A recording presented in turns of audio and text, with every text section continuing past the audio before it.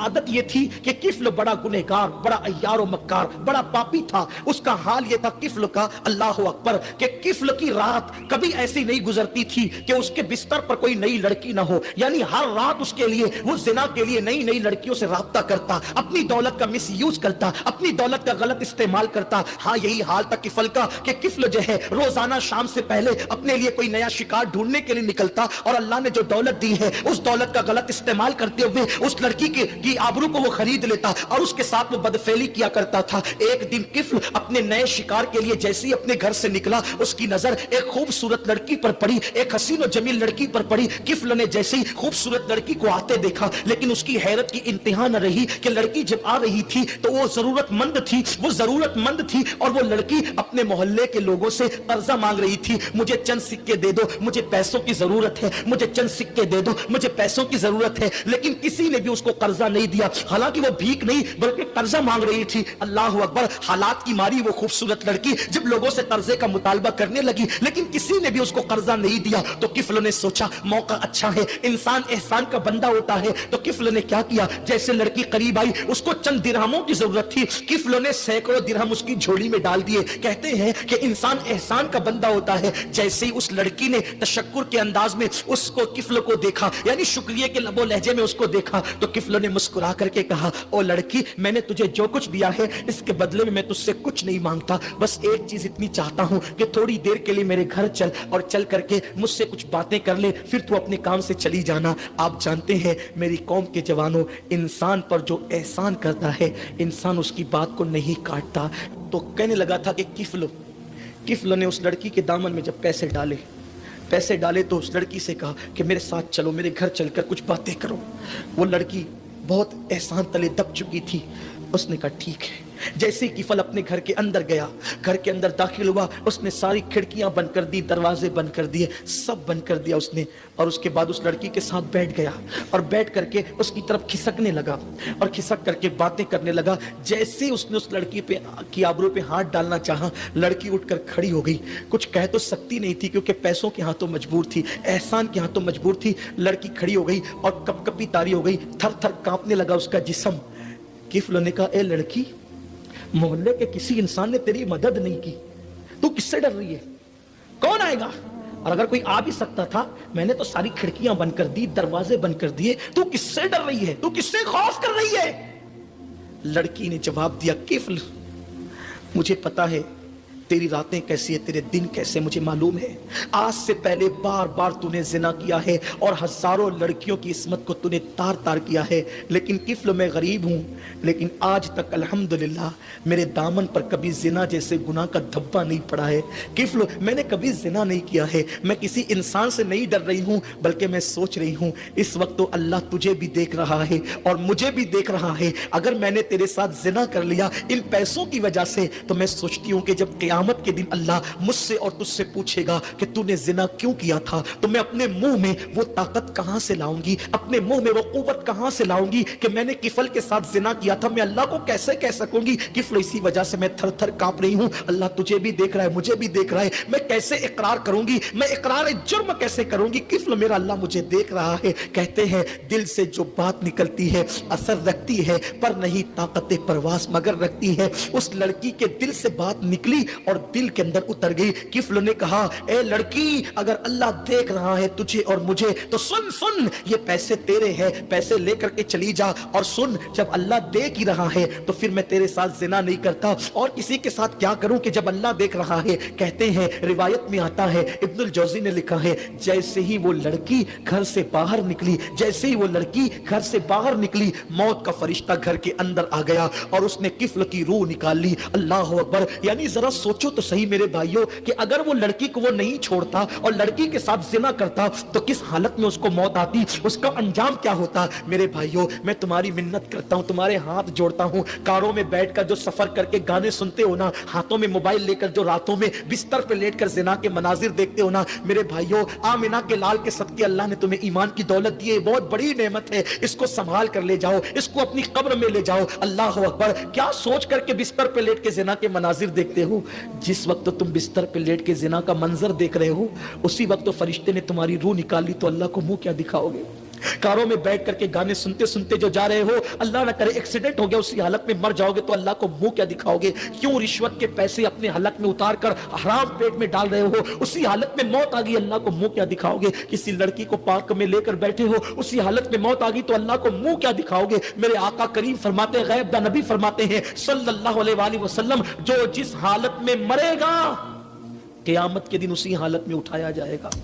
सोचो, जिना करते करते मौत आई तो अंजाम क्या है?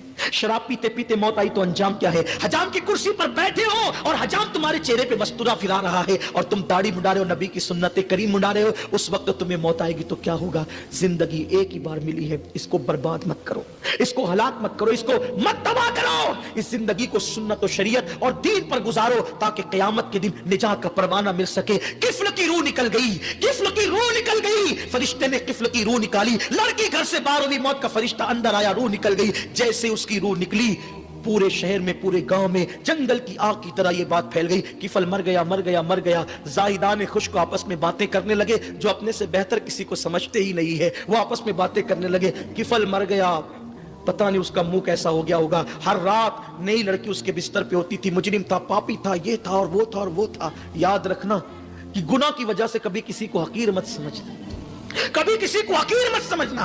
गुनाह की वजह से कभी गुनहगार से नफरत मत करना, गुनाह से नफरत करना, गुनहगार से नफरत मत करना। पता नहीं वो जो गुनाह कर रहे हो वो उसका आखिरी गुनाह हो, और अल्लाह ना करे जो तुम नेकी कर रहे हो वो तुम्हारी आखिरी नेकी हो, इसके बाद तुम्हें नेकी की तौफीक ना मिले, उसके बाद वो गुनाह ना करे तो क्या होगा? इसलिए गुनाह को बुरा समझो, गुनहगार को बुरा मत समझो। गुनाह से नफरत करो, गुनहगार से नफरत मत करो, पाप से नफरत करो, पापी से नफरत मत करो। क्या हुआ? अल्लाह अकबर। जब जाहिदान खुश्क कहने लगे, उसका तो मुंह भी बदल गया होगा, ये हो गया होगा, ऐसा हो गया होगा, वैसा हो गया होगा, अल्लाह अकबर। तो किसी ने कहा, अरे कुछ भी था लेकिन मुसलमान था, चलो उसका हक है कि हम उसके जनाजे में शिरकत करें। फिर क्या था? जब लोग उसके घर गए, और उसके घर गए तो क्या देखा?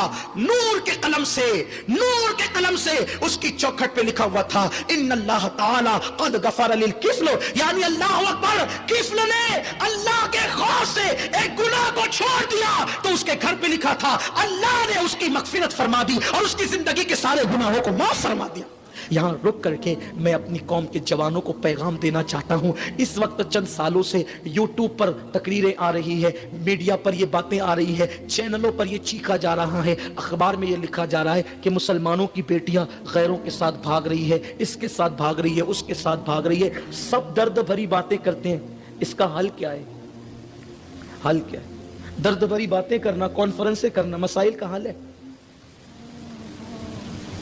अगर बेटियां मुसलमानों की गैरों के साथ भाग रही है तो मैं कहता हूं इसमें सबसे बड़े जिम्मेदार खुद मुसलमान है।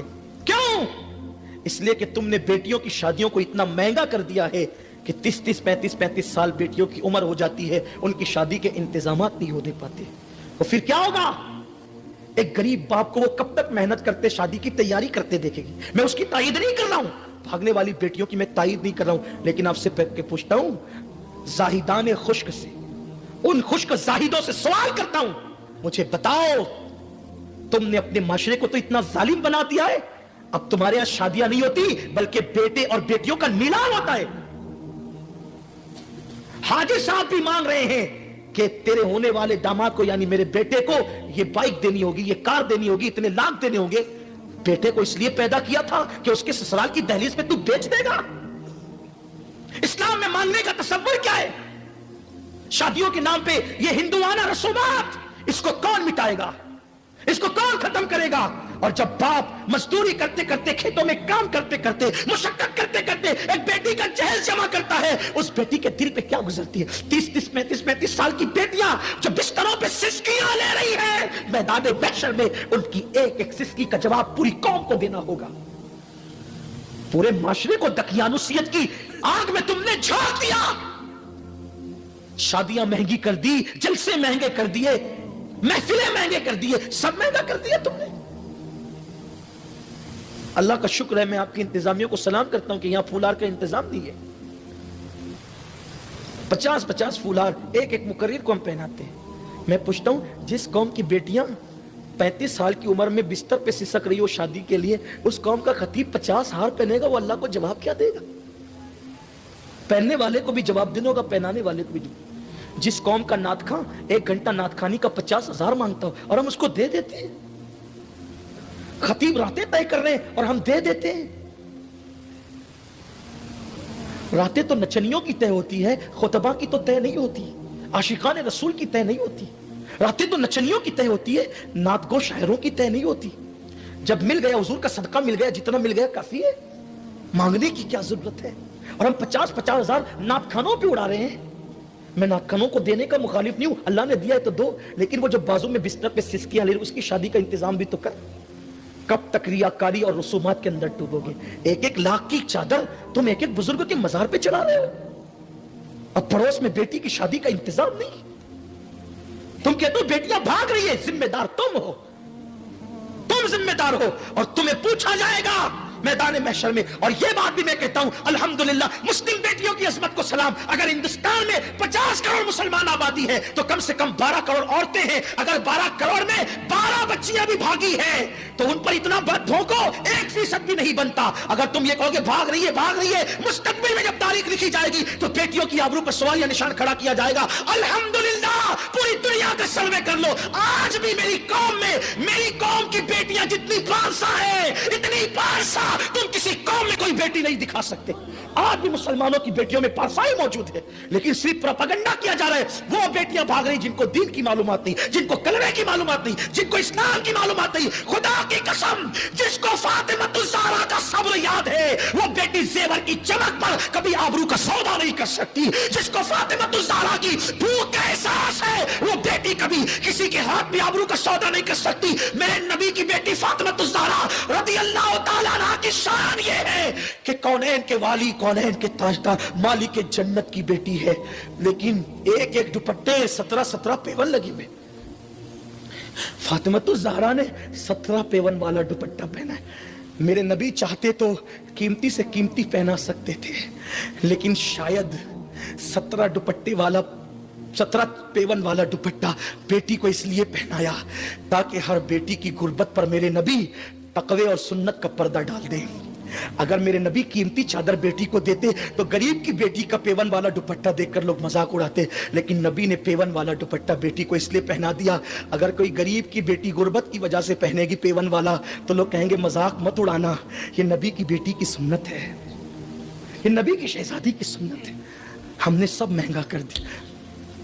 हमारे माहरेरा के शहजादों ने, मशाइख ने ऐलान किया, जलसों को सस्ता करो, मदरसों को मजबूत करो। मदारिस हमारी जान है, जब तक मदारिस आबाद है अल्लाह का दीन आबाद है। अल इल्म हयातुल इस्लाम व इमादुद्दीन, दीन मजबूत कर, फजूल खर्ची से बचो। एक बात ये भी कहूँ आपको, 1-1 जवान मेरा इंटरनेट पर जितना रिचार्ज करता है ना हफ्ते में या महीने में, उससे गरीब फैमिली का घर चल सकता है। एक गरीब फैमिली का घर चल सकता है। जितना तुम गुटखा खा करके थोकते हो ना, उसमें गरीब फैमिली का घर चल सकता है। जो तुम सिगरेट को आग लगा करके धुआं उड़ाते हो ना, उससे एक फैमिली का घर चल सकता है। कौन कहता है मुसलमानों के पास दौलत नहीं? दौलत है, मुसलमानों के पास दौलत है। जहां इस्तेमाल होना चाहिए वहां नहीं है, जहां खर्च होना चाहिए वहां नहीं है। हिसाब का दिन बहुत करीब है।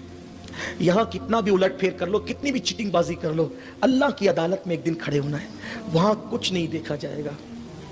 वहां तो जिब्रील की कैफियत कुरान यूं बयान करता है, यौम यक़ूमुर रूह वल मलाइका सफ़्फ़न ला यतकल्लमून इल्ला मन अज़िम। जहां जिब्रील थर-थर कांपेंगे उसे मैदान महशर कहते हैं। जहां मेरे नबी के सिवा और नबी बोलने की, अल्लाह अकबर, रब की बारगाह में चाहे वो हया करेंगे, बोलने से हया करेंगे, डरेंगे अल्लाह से, वो क़यामत का दिन, क़यामत का दिन वह जिसके बारे में कुरान कहता है, वह तुकल्लिमुना ऐदीहिम व तशहदु अर्जुलुहुम बिमा कानू यक्सिबून। तुम्हारे मुंह पे मुहर लगा दी जाएगी। किस बला की मैं से है सरशार हम, दिन ढला होते नहीं होशियार हम। सिर्फ एक गुनाह छोड़ा था कि अल्लाह देख रहा है, सारे गुनाह उसके माफ हो गए। जिंदगी में नफ्स वर्गलाएगा, जिंदगी में नफ्स गुनाह की तरफ ले जाएगा, इतना सोच लेना अल्लाह देख रहा है। और यही मिलाद का पैगाम है। हुजूर दीन के गलबे के लिए आए थे। आओ अपने वजूद पे दीन गालिब करें, अपने घरों पे दीन गालिब करें, अपने मोहल्लों में दीन नाफिज करें। इंशाअल्लाह ताला दुनिया भी संवरेगी, आखिरत भी संवरेगी। हुजूर से इश्क करो, गाने मत गाओ, दुरूद पढ़ो, गाने मत गाओ, तिलावत करो, कानों में एयरफोन लगा करके गजलें मत सुनो, नाते सुनो। इंशाअल्लाह दुनिया भी संवरेगी, आखिरत भी। ऐब छुपा लेता है वो, अपने बाज नबियों को भी अपने बंदों के ऐब नहीं बताता। एक रिवायत मैंने पढ़ी, इमाम गजाली की लिखी हुई, उसको पेश कर रहा हूं, फिर मैं बात इख्तिताम को पहुंचाता हूं। एक बंदा था मेरी तरह, मुजरिम, पापी, गुनहगार। याद रखना, 5 वक्त की नमाज भी पढ़ के कभी अपने आप को नेक मत समझना, दाढ़ी रख के भी कभी नहीं। जो नेक अपने आप को समझे उससे बड़ा पापी कोई नहीं। जिस वक्त कौम अय्याश और आवारा हो जाती है तब अल्लाह उन पर जालिम मुसल्लत करता है।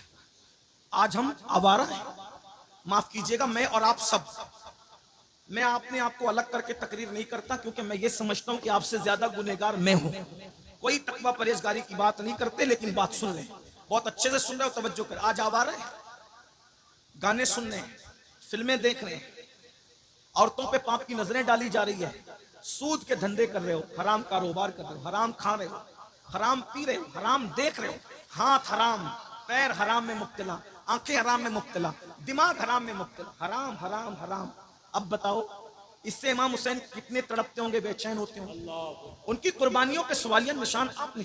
जिस दिन मुसलमान करबला वालों का वफादार होगा, किसी माँ ने किसी को दूध नहीं पिलाया कि तुम पे जुल्म कर सके। जब हलाकू और चंगेज खान को अल्लाह ने मुसल्लत किया, अल्लाह ने मुसल्लत किया, किन पर?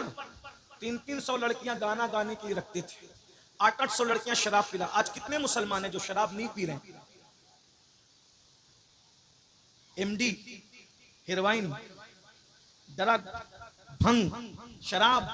और जो बड़े शरीफ मुसलमान हैं वो खांसियों की दवाएं, कोरेक्स वगैरह, मेडिकल से लेकर के 3-4 बोतलें पी के नशा करता है। कोई कुछ सुन कर करता है, कोई पी के कर। नशा किसी से भी करो, नशा नशा है। बहुत परहेजगार अपने आप को लोगों के दरमियान साबित करके निजात नहीं पा सकते, अल्लाह सबको जानता है बेशक। बल्कि आजकल तो हुक्का, नौजवानों में जो हुक्का चला है, नौजवानों के हुक्के की बात करें, फ्लेवर वाला हुक्का, उस हुक्के को बहाना बनाकर उसमें नशे की चीजें डाल करके नौजवान लड़के नशा कर रहे हैं। ये बुजुर्गों का जो हुक्का है, मैं उस पर कोई बात नहीं कर रहा हूं, नौजवान छोकरों की बात कर रहा हूं। हुक्के में नशे की चीजें डाल के नशा करते हैं, और ये नशा तुम्हें बर्बाद कर रहा है। लड़कियां तक हुक्का पी रही हैं, हैरत की बात है। एक दौर वो था कि मुसलमानों की बेटियां चाय पीने के लिए डरती थी, हालांकि चाय कोई हराम नहीं है। हमारी बेटियां चाय पीने में शर्माती थी, हमारी बेटियां किसी के सामने खाना खाने में शर्माती थी। आज भी कुछ घर की औरतें ऐसी हैं जो शौहरों के सामने खाना नहीं खाती, उन्हें शर्म आती है, शौहर के सामने कैसे खाऊं, देवर के सामने कैसे खाऊं।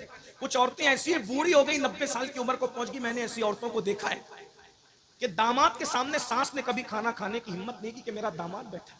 ये हया का मामला था। और आज हमारी बेटियां होटलों में अपने मंगीतर के साथ जाकर के हुक्का पी रही। ये हंसने की बात नहीं, ये हमारा दुख है। क्या नाम लेंगे लोग मुसलमानों की वो बेटियां जो कभी कौम की आबरू समझी जाती थी, आज उनका ये हाल हो गया।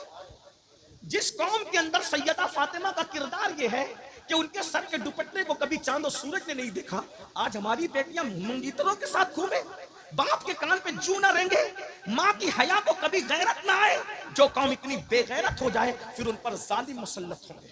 और ऐसे जालिम, आका फरमाते जब तुम्हारी अय्याशियों पे अल्लाह जालिम मुसल्लत करेगा तो तुम्हारे नेकों की दुआ भी अल्लाह कबूल नहीं करेगा। तुम दुआएं करोगे भी तुम्हारी दुआएं सुनी नहीं जाएगी, क्योंकि जालिमों को अल्लाह ने तुम पे मुसल्लत किया है। हलाकू और चंगेज खान ने लाखों लोगों को कत्ल किया, कत्लेआम हुआ। क्यों? मस्जिद छोड़ चुके, उलमा का मजाक उड़ा रहे थे। और उस दौर के बाज नाम निहाद उलमा पब्लिक को उलझा रहे थे। क्या काला कलर अफजल है कि सफेद कलर अफजल? इस पे मुनाजरे हो रहे, लायानी बातों पे मुनाजरे हो रहे थे। कौम को अल्लाह की तरफ बुलाने की बजाय लायानी बातों में उलझा रहे थे। उस दौर के दुनिया परस्त मौलवी, अल्लाह ने उन पर भी जालिम मुसल्लत किए, वो भी कटे। कटने और तबाह होने वाली कौम का मिजाज वही होता है जो आप कर रहे हो। मुर्गे लड़ाए जाते थे, मुर्गे लड़ाए जाते थे, बैल लड़ाए जाते थे, ये सारी लड़ाइयां देखी जाती, ये सब कुछ कर रहे हो। फिर कहते हो मौलाना हम क्यों कट रहे हैं? हुजूर का दिल दुखा रहे हो कब्र अनवर में, इमाम हुसैन का दिल दुखा रहे हो कब्र अनवर में, सिद्दीक अकबर का दिल दुखा रहे हो कब्र अनवर में, जिनके दामन पकड़ने की बात करते हो उस गौसो खाजा का दिल दुखा रहे हो कब्र अनवर में। हिंदुस्तान के मुसलमानों, सोचा 30 साल से जायद अरसा गरीब नवाज अना सागर के किनारे एक दरख्त के नीचे जिंदगी गुजारते हैं, किस लिए? कि दीन तुम्हारे घर तक पहुंचे। क्या उस 30 सालों के अंदर बारिश नहीं हुई होगी राजस्थान में? गर्मी का मौसम नहीं आया होगा, सर्दी का मौसम नहीं आया होगा, अपने बुजुर्गों की मेहनतों को भूल गए। 90 लाख ने जो कलमा पड़ा है वो सरकार गरीब नवाज की मेहनतें। कैसी मेहनतें? 3 दिन के बाद 3-4 लुकमे खाते थे, वो भी रोटी का सूखा टुकड़ा। मुर्ग मुसल्लम बिरयानी और एक से खाने खाकर अय्याशी करने वालों, जब हम पाप करते होंगे तो गरीब नवाज के दिल पे क्या गुजरती होगी। आज हमारे पास सब है, दीन कहां है? बताओ दीन कहां है? शादियों में दीन है, मैयतों में दीन है, मस्जिदों में भी दीन है, हमारी जिंदगियों में दीन है। पूरी दुनिया में दीन नाफिज करना चाहते हो? अरे अपने 5 और 6 फुट के वजूद पर तो पहले दीन नाफिज करके बताओ, फिर शहरों में दीन नाफिज करके बताना। खुद के वजूद पर सिर्फ तेरी हुकूमत है, जिसके वजूद पर तेरी और सिर्फ तेरी हुकूमत है। तेरे घर में सिर्फ तेरी हुकूमत है, जिस घर में सिर्फ तेरी हुकूमत है उसमें तू दीन नाफिज न कर सका और शहरों में दीन नाफिज करने निकला है। तेरे वजूद पर 5-6 फीट के वजूद पर बता किसी और की हुकूमत है? तेरी हुकूमत, जहां तेरी हुकूमत है वहां दीन नाफिज नहीं कर सका और अफ्रीका में दीन नाफिज करने निकला, बरतानिया में दीन नाफिज करने निकला। और दीन के निफास का झूठा दावा करने वाले, अगर तेरे दिल में दीन की मोहब्बत होती तो पहले तू अपने वजूद पर दीन की हुकूमत नाफिज करता। तू फजर की वक्त में सोता नहीं पड़ा रहता मेरा भाई, तू उठकर मस्जिद जाता ताकि तुझे एहसास होता कि मेरे वजूद पर दीन की हुकूमत होनी चाहिए। चेहरे से दाढ़ी मुंडाकर तू गटरों में नहीं फिकवाता, बल्कि तू सोचता कि मेरे वजूद पर दीन की हुकूमत होनी चाहिए। तू सोने की अंगूठियां नहीं पहनता, सोने की चैन पहन के इतराता नहीं फिरता, बल्कि तू सोना उतार कर औरतों को पहना करके बताता कि मेरे वजूद पर, आज हमारे वजूद पर दीन की हुकूमत नहीं। हसद हम करें, बुग़्ज़ हम करें, तकब्बुर हम करें, नमाजें हम छोड़े, कुछ दीन याद है, धर्म याद है, मजहब व मसलक याद है? कुछ नहीं। रोना तो ये है भाइयों कि निकाह के वक्त कलमा पढ़ना पड़ता है। अब तो व्हाट्सएप और इंटरनेट का दौर है, काजी कलमा पढ़ा रहा है, दूल्हा कलमा नहीं पढ़ पा रहा है। मैं सोचता हूं या अल्लाह, जो शादी की खुशी में काजी के पढ़ाने से कलमा ना पढ़ सके, वो मौत की तकलीफ में क्या कलमा पढ़ पाएगा? बगैर कलमा पढ़ते मरोगे, बगैर कलमा पढ़ते मरोगे तो कहां जाओगे? इंटरनेट देखते देखते सोते हो और उठते हो तो व्हाट्सएप की फिक्र में उठते हो। क्या होगा? मरना है भाइयों, मरना है। ये जलसे लतीफे के लिए नहीं है, ये जलसे पब्लिक दिखाने के लिए नहीं है, ये जलसे हंसाने के लिए नहीं है, ये जलसे स्टेज पर झगड़ा करने के लिए नहीं है, ये जलसे तो मकसद याद दिलाने के लिए है। दुनिया में क्यों आए थे याद करो, मरोगे, मरना है। रूह का रिश्ता जिस्म से टूट जाना है। मेरी माँ और बहनों की भी तवज्जो चाहता हूँ। मेरी बहनों, तुम्हें भी मौत आएगी। अल्लाह तुम सबको लंबी उम्र दे, तुम्हें भी लंबी, सबको लंबी उम्र दे, लेकिन कितनी भी लंबी उम्र पाओ, मरोगे, कब्र में जाओगे, कब्र में सोना है, कुछ नहीं लेके जाओगे। करोड़ों जमा लो, अरबों जमा लो, खरबों सब छोड़ के जाओ, सब यही रह जाएगा। दिल्ली तक माल कमाने के लिए जाने वालों, यही रह जाएगा माल। कलकत्ता और सऊदी तक माल कमाने के लिए जाने वालों, जाओ माल कमाओ, हम मना नहीं करते, लेकिन यही रह जाएगा। मैं एक जुमला कहना चाहता हूं, तवज्जो है आपकी, बहुत अच्छे से सुन रहे, तवज्जो से सुन रहे बहुत, लेकिन एक जुमला सुन लो, सुन ले। जो माल कमाने दिल्ली, कलकत्ता, मुंबई, दुबई और सऊदी तक गए थे, वो माल यहीं छोड़ के जाओगे। लेकिन जिस नेकी को कमाने के लिए बिस्तर छोड़ के मस्जिद तक नहीं जाते ना, वो नेकी तुम्हारी कब्र में तुम्हारे साथ जाएगी। भाइयों, जिसे कब्र में जाना है उसके लिए 10 मिनट नहीं निकाल रहे हो, और जिसे कब्र में साथ नहीं ले जाना है उसके लिए 12-12 घंटे मेहनत कर रहे हो, 10-10 घंटे। ये सब लोग ऐश करेंगे भाइयों, ऐश। जितना माल कमा रहे हो ना, बच्चों में बटेगा, बच्चों में। दामाद उस पर मजे करेंगे, बल्कि दामाद धमकियां देंगे तुम्हारी बेटियों को, जा तेरा बाप मर गया, हिस्सा लेकर आ, ताकि हम ऐश करें। इसी दिन के लिए झूठ बोल रहे हो, इसी दिन के लिए सूद के धंधे कर रहे हो, इसी दिन के लिए किसी का माल छीन रहे हो, इसी दिन के लिए आवारगी कर रहे हो। बताओ, सब छोड़ के जाओ।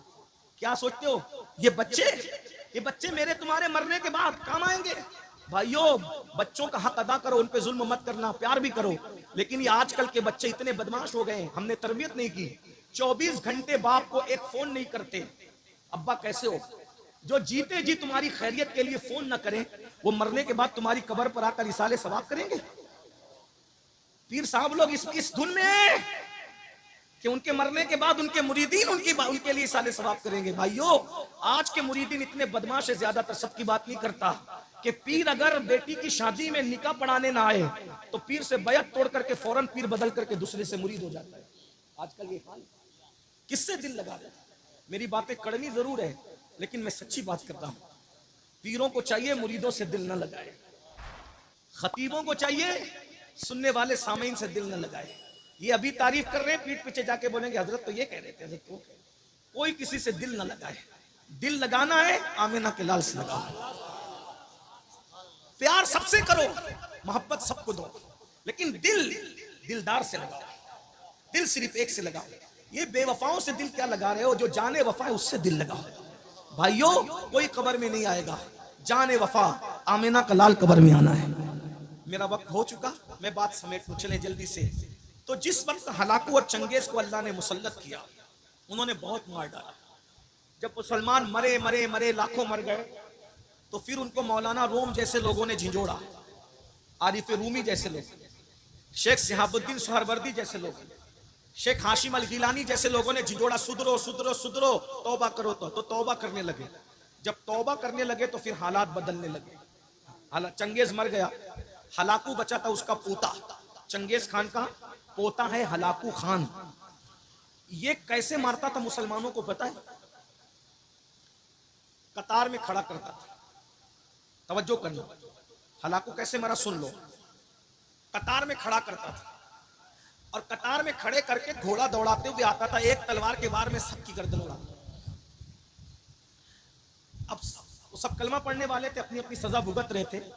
एक दिन एक शहर में पहुंचा और पहुंच करके सब मुसलमानों को, जवानों को खड़ा किया। उसमें एक बूढ़ा बाबा भी था, एक बूढ़ा बाबा भी था। तो जैसी पहली सब ने उसको खड़ा किया, तो जैसी काटते काटते काटते काटते आया, तो जब उसकी बारी आई तो वो फौरन दूसरी सफ में चला गया, बच गया। हलाकू ने उसकी मजा लेनी चाहिए कि दूसरी सफ में तो खड़ा ही है, उसको कट नहीं है। दूसरी सफ में फिर गया तो वो तीसरी सफ में चला गया, उसकी बारी आई, चौथी सफ में चला गया। सारी सफे तो खत्म होनी थी, सारी सफे खत्म हो गई और वो पीछे हो गया। अब अकेला बचा वो बाबा, अकेला बचा। हलाकू के हाथ में सेब था, सेब वो ऐसे सेब उछाल रहा था और लोगों को काट रहा था, उछाल रहा था, काट रहा था। अब उसने सोचा सब कट गए, सबकी गर्दनें मार दी गई, अकेला ये बाबा बचा, ये होशियार बुड्ढा है। तो उसने कहा अब तुझे कौन बचाएगा? तो उसने खामोश नजरों से आसमान की तरफ देखा। इसको कहते हैं खामोश बद्दुआ। ये बड़ी भयानक होती है। इसीलिए कुत्तों को भी मत मारा करो, बिल्लियों को भी मत मारा करो, मुर्गियों को भी मत मारा करो। बद्दुआ बड़ी खतरनाक चीज, और बद्दुआ किसी मजलूम की हो कबूल होती। मजलूम की बद्दुआ से अर्श भी हिल हिल जाता है। औरतों पर, बेटियों पे जुल्म करने वालों, बच्चों पे जुल्म करने वालों, पड़ोसियों पे जुल्म करने वालों, सोचो जब हलाकू ने कहा तुझे कौन बचाएगा, तो उसने खामोश नजर से आसमान की तरफ देखा, फिर नीचे किया, फिर देखा, फिर नीचे किया, फिर देखा, फिर नीचे किया। इसने सोचा अब इसको खेल खेल के मारूंगा। तो सेब ऐसे उछालता और फिर घोड़ा दौड़ाता, वो आसमान की तरफ देखता, फिर नीचे, फिर आसमान की तरफ। बस उस बाबा पर उसने घोड़ा दौड़ाने के लिए हमला करना चाहा, तो क्या देखा कि जैसे उसने सेब उछाला तो सेब इधर की बजाय उधर पहुंचा। जब उसने हाथ बढ़ाने के लिए ऐसे किया, उसका बैलेंस मिस हो गया और उसका एक पैर घोड़े की जीन में उलझा, घोड़े की जीन में उलझा, नीचे गिरा। उसका घोड़ा तेजी से दौड़ा और इतना दौड़ा कि उसका सर पटक पटक करके वो मर गया। ये मंजर दुनिया ने देखा। ये है खामोश बद्दुआ का नतीजा, जो आज हर मुसलमान रोजाना ले रहा है। कभी अपनी सास की, कभी अपनी माँ की, कभी अपने ससुर की, कभी अपने भाई की, कभी अपनी बहन की, कभी अपनी बीवी की, कभी अपने बच्चों की। ये जुल्म की जिंदगी ज्यादा नहीं होती। इमाम हुसैन ने यही बताया। इमाम हुसैन करबला में आए, इमाम हुसैन लड़े नहीं, इसलिए कि अगर इमाम हुसैन लड़ते, सिर्फ लड़ते, सिर्फ लड़ लेते, एक भी बच के नहीं जाता। इमाम हुसैन अपनी मजलूमियत बताने के लिए आए थे, यजीद के चेहरे को बेनकाब करने के लिए आए थे। क्या आप मैदान में आए, बेटे शहीद, भाई शहीद, बच्चे शहीद, भतीजे शहीद, आखिरी में खुद भी शहीद हो गए। जब इमाम शहीद हुए तो यजीद ने क्या सोचा? अब मैं हुकूमत करूंगा, सारी रुकावटें खत्म हो गई, जो चाहूंगा करूंगा, मुझे रोकने वाला कोई नहीं, मैं पूरे 3 बर्रे आजमों का अकेला बादशाह हूं। मशरिक से लेकर मगरिब तक मेरी हुकूमत है, अब मैं जुल्म करूंगा। लेकिन आपने देखा सिर्फ 3 साल यजीद हुकूमत कर सका, 3 साल। और 3 साल के बाद अभी 3 साल भी उसकी पूरी हुकूमत नहीं हुई थी। 5 साल तो लोग कर लेते हैं, यजीद को तो पूरे 5 साल भी नहीं मिले, सिर्फ 3 साल उसने हुकूमत की और वो मरा। कितनी बदतरीन मौत मरा पता है यजीद? जुल्म का अंजाम देखो। आज मेरे भाइयों हम जुल्म कर रहे हैं, जुल्म, जुल्म से तौबा करो। यजीद कैसे मरा? यजीद को एक लड़की ने मारा, यजीद एक लड़की के हाथ से मरा, प्यासा मरा। कई दिन तक उसकी लाश नहीं मिली। जब लाश मिली तो उसके अंदर कीड़े चल रहे थे, उसमें बदबू आ रही थी। इक़दुल फरीद की रिवायत के मुताबिक यजीद का एक दोस्त था जिसको दुनिया सरजोन के नाम से जानती है, इब्ने सरजोन। अल्लाह अकबर। इत्तेफाक से एक ईसाई लड़की थी, उस ईसाई लड़की के साथ यजीद का दिल लग गया और वो बहुत खूबसूरत थी, चतुर थी, चालाक थी। वो यजीद बहुत मोटा था, इतना मोटा कि उठने बैठने में उसको दिक्कत थी और उसके बदन पर सूअर की तरह बड़े बाल थे, कसरत से बाल थे। बहुत रंग उसका गोरा तो था लेकिन बहुत भद्दा था, बहुत दूर तक चल नहीं सकता था, दौड़ नहीं सकता था, शराब बहुत पीता था, खाता बहुत था, अय्याशी करता था। हर दिन उसके बिस्तर पर कोई नई लड़की चाहिए था। उसने एक ईसाई लड़की खूबसूरत थी, दिल लगा लिया, लेकिन वो लड़की यजीद को नहीं चाहती थी। जाहिर सी बात है, इंसान अगर सेहतमंद हो तो खूबसूरत लगता है ना, बहुत बिल्कुल पतला दुबला अच्छा लगता है ना, बहुत भद्दा अच्छा लगता है ना। इंसान मियाना हो, दरमियान हो तो अच्छा लगता है। तो ऐसे ही था, बहुत मोटा हो गया था, उठने बैठने की ताकत और कुव्वत नहीं थी। वो लड़की उसको बहुत रिस्पॉन्स नहीं देती थी, लेकिन बादशाह था इसलिए उसका इनकार भी नहीं कर सकती थी। इब्ने सरजोन को वो बहुत चाहती थी और वो भी यहूदी था। दोनों का मामला बहुत मिलता जुलता था, वो ईसाई थी, वो यहूदी था। उसमें क्या हुआ, बल्कि कुछ लोगों ने उसको भी किताबों में ईसाई लिखा है। बहरहाल इख्तिलाफ रिवायत है, मैं ज्यादा लंबी नहीं करता। एक दिन, और ये इसका बचपने का दोस्त भी था, करबला के मार्के में उसका भी हाथ था। इब्ने सरजोन ने जैसे उस लड़की को कहा कि यजीद से तेरे ताल्लुकात बढ़ते हुए लग रहे हैं, वो शायद तुझे बख्शेगा नहीं। उसने कहा मैं उसका किस्सा तमाम कर दूंगी। फिर उसके बाद उसने यजीद को कहा, यजीद मेरा दिल चाहता है तुम्हारे दरबार के अंदर कुछ करने की बजाय हम जंगलों की सैर करें, और तुम्हारा लश्कर उसमें मुखिल होता है, इसलिए लश्कर साथ नहीं रहना चाहिए। फिर उसने क्या किया, उसने यजीद को वर्गलाया, यजीद तैयार हो गया। अय्याश तो था ही, और एक बात याद रखना, अय्याश लोगों का बहुत बुरा खात्मा होता है। आजकल कुछ लड़के हमारे दरमियान भी ऐसे हैं, वो लड़कियों को फरेब देते हैं, मोहब्बत के जाल में फांसते हैं, फिर उनके साथ जिना करते हैं, आबरू खत्म करके फिर किसी दूसरे के तलाश में, फिर किसी तीसरे के तलाश में। आजकल लड़के ये गंदगी कर रहे हैं। याद रखो, मुझे ये सब बातें करने का शौक नहीं है, मेरा अल्लाह जानता है। मैं निजी महफिलों में भी मोहतात गुफ्तगू करने का आदी हूँ अल्हम्दुलिल्लाह, लेकिन मजबूर हैं। कौम जब बीमार हो जाए तो फिर उसको सुधारने के लिए जलसों में ये बात ना करूं तो कहां करूं। मेरा दिल तड़पता है, मैं तुम्हें क्या कह दूं। वल्लाह मेरा अल्लाह नियतों को जानता है। अगर मुझे ये यकीन होता कि तुम्हारे पैर पकड़ने से तुम सुधर जाओगे तो मैं एक एक आदमी के पैर पकड़ के कहता कि सुधर जाओ, वरना कब्र की दुनिया बड़ी तारीख है, कब्र में बड़ा सख्त अजाब है। अल्लाह के अजाब से डरो, इन्ना बत्श रब्बिका लशदीद, तेरे रब की पकड़ बड़ी सख्त है। भाइयों सोचो, जो औरतों पे बदनजरी करता है, जब उसको मरते वक्त जबान पे कलेमा नहीं आता, तो जो लोग जिना करते होंगे उनका क्या हाल होगा, जो लोग शराब पीते होंगे उनका क्या हाल होता होगा, जो लोग जुआ खेलते होंगे उनका क्या हाल होता होगा। इसलिए भाइयों, मरना है, मौत की तैयारी करो, आखिरत की तैयारी करो, अल्लाह को मुंह दिखाना है, खुदा की बारगाह में हाजिर होना है, अल्लाह से अपना रिश्ता जोड़ो, अल्लाह से सुलह कर लो। बहुत दूर हो गए अल्लाह से, अल्लाह नाराज हो गए हमसे, अल्लाह की रहमतें रूठ गई हमसे। अल्लाह को मना लो, थोड़ा वक्त निकाल लो। सबको टाइम देते हो, दोस्त नाराज हो जाए उसको जो है वो अल्लाह अकबर टी पॉइंट पे ले जाते हो, कॉफी पी पी पिला पिला कर उसको मनाते हो। कभी हाथ पकड़ते हो, कभी पेशानी को चूमते हो, कभी पैर पकड़ते हो, कभी गिफ्ट देते हो। दोस्तों को मना रहे हो, बीबियों को मना रहे हो, रूठे बच्चों को मना रहे हो, अरे अपने सेठों को मना रहे हो, सबको मना रहे हो। अल्लाह को भी मना लो, उसको भी कोई गिफ्ट करो, उसको भी कोई गिफ्ट दो, उसको भी कोई गिफ्ट पेश करो। क्या पेश करोगे अल्लाह को? उसको चाय तो नहीं पेश कर सकते, उसको काफिया तो नहीं पेश कर सकते, उसे खाने और कपड़े तो नहीं पेश कर सकते। क्या पेश करोगे अल्लाह को? मैं बरास बता देता हूँ, बहुत कीमती गिफ्ट बताता हूँ, उसको बहुत पसंद है, उसको बहुत पसंद है, उसके यहाँ उसकी बड़ी अहमियत है। अल्लाह अकबर, अल्लाह अकबर क्या है? वो आजिजी के आंसू है, वो निदामत के आंसू है। जब ये आंसुओं के मोतियों को रात के आखिरी हिस्से में मुसल्ले पे बैठ के अल्लाह को पेश करोगे कि मान जा अल्लाह, मान जा अल्लाह, वो मान जाएगा, वो राजी हो जाएगा। और एक बात बताऊं, अरे सबको मनाना मुश्किल है, रब को मनाना बहुत आसान है। तो आंसू पेश कर दो कि राजी हो जाएगा, मान जाएगा। एक बात बताऊं, अरे सबसे बातें करते हो, कभी थोड़ा वक्त निकाल कर अपने अल्लाह से भी कुछ, हाँ अपने अल्लाह से भी कुछ, अपने अल्लाह से भी कुछ सरगोशियों का शरफ हासिल कर लो। इस माना में अपने अल्लाह की बारगाह में मुसल्ले पे बैठो, वुजू करके 2 रकअत नफिल पढ़ो और उससे कहो अल्लाह मेरी रोजी नहीं चल रही है, मेरी रोजी का मामला दुरुस्त कर दे, मेरी बेटी को रिश्ते नहीं आ रहे हैं, मेरी बेटी के रिश्ते का मामला कर दे, अल्लाह पाक मैं परेशान हूं, मेरी परेशानी दूर कर दे, मेरा भाई जेल में उसे छुड़ा दे। आपसे पूछता हूं, आपका अल्लाह तो आपकी शहरत से ज्यादा करीब है। अरे पीर साहब बिलासपुर में रह सकते हैं, पीर साहब मालेगांव में रह सकते हैं, पीर साहब मुरादाबाद में रह सकते हैं, लेकिन अल्लाह साहब कहां? अल्लाह साहब तो शहरत से ज्यादा करीब है, हमारी जान से ज्यादा करीब है। अरे वजीफे लेने के लिए 300-300 किलोमीटर का सफर तय कर रहे हो,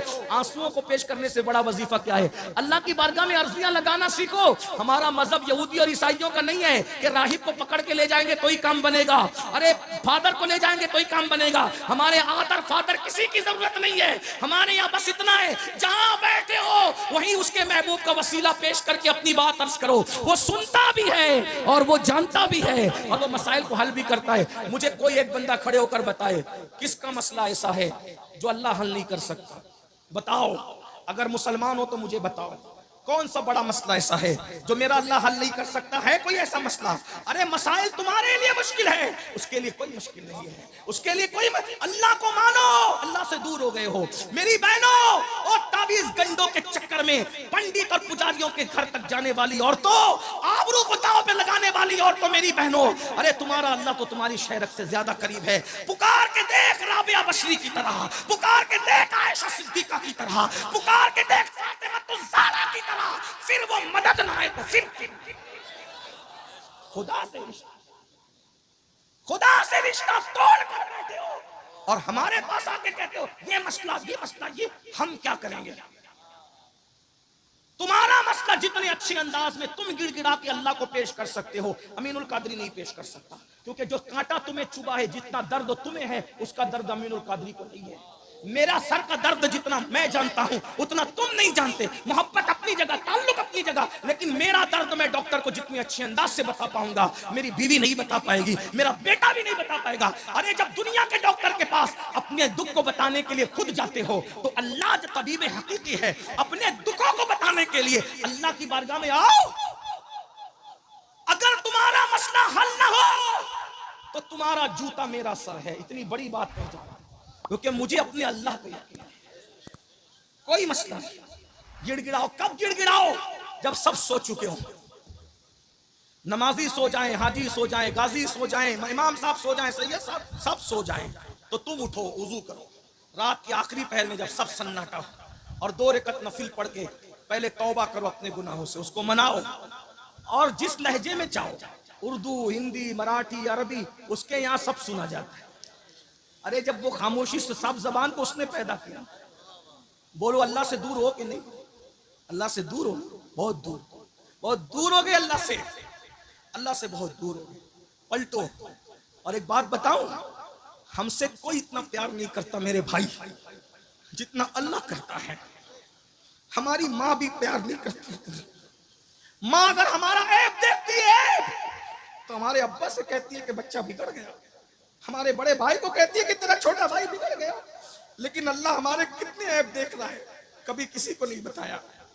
भाइयों, ये ऐब ही तो छुपाने की बरकत है कि तुम इज्जत से यहां बैठे हो और हम इज्जत से यहां बैठे। अगर वो ऐब ना छुपाता तो ना मैं यहां बैठने के काबिल था, ना तुम वहां बैठने। कौन पापी है? इरशाद हुआ तुम आवाज लगाओ, आवाज हम पहुंचा देंगे। हजरत मूसा ने कहा, वो शख्स 40 साल तक तूने अल्लाह का नाम नहीं लिया, अल्लाह तुझसे नाराज है, तेरी वजह से बारिश रोक दी है, निकल जा यहां से, तेरी वजह से पूरी कौम परेशान है। आदमी अपने आप को खुद जानता है। अगर मैं ये कहूं इतने बड़े मजमे में जो मां से लड़के आया बाहर निकले, सब शांत तो बैठेंगे, जो लड़ा उसको पता चलेगा कि मुझी से कहा जा रहा है। मुजरिम खुद अपने आप को जानता है। ऐसा ही कुछ लोग शराब पीते हैं, शराब पे तकरीर करो तो उनको लगता है मौलाना कान भर के तो नहीं लाए गए, नहीं, उन्वान था लेकिन लग गई जहां लगनी थी। ऐसे ही हुआ। और इरशाद होता है 40 साल तक मेरे अल्लाह का नाम नहीं लिया, निकल जा बाहर, तेरी वजह से पूरी कौम परेशान है। वो होशियार था, मुसलमान था, गुनहगार था, गद्दार नहीं था, अल्लाह पर यकीन था। इधर उधर देखा, समझ गया अब मेरी शामत है। 70,000 का मजमा, नबी का ऐलान, खुदा का हुक्म, मेरी वजह से बारिश रुकी, निकलूंगा तो क्या करेंगे? मार डालेंगे। क्या किया? अल्लाह अल्लाह है। चादर उठाई, सर पे डाला, मुंह छुपाया और छुपा के कहता है, मौला एहसास हो गया तू मुझसे प्यार कितना करता है। मैं तो तुझे भूला लेकिन तूने मुझे नहीं भूला। अरे नाराज हुआ, याद तो रखा ना। ये नाराजगी भी याद ही तो रखने की अलामत है। तू मुझे भूला नहीं।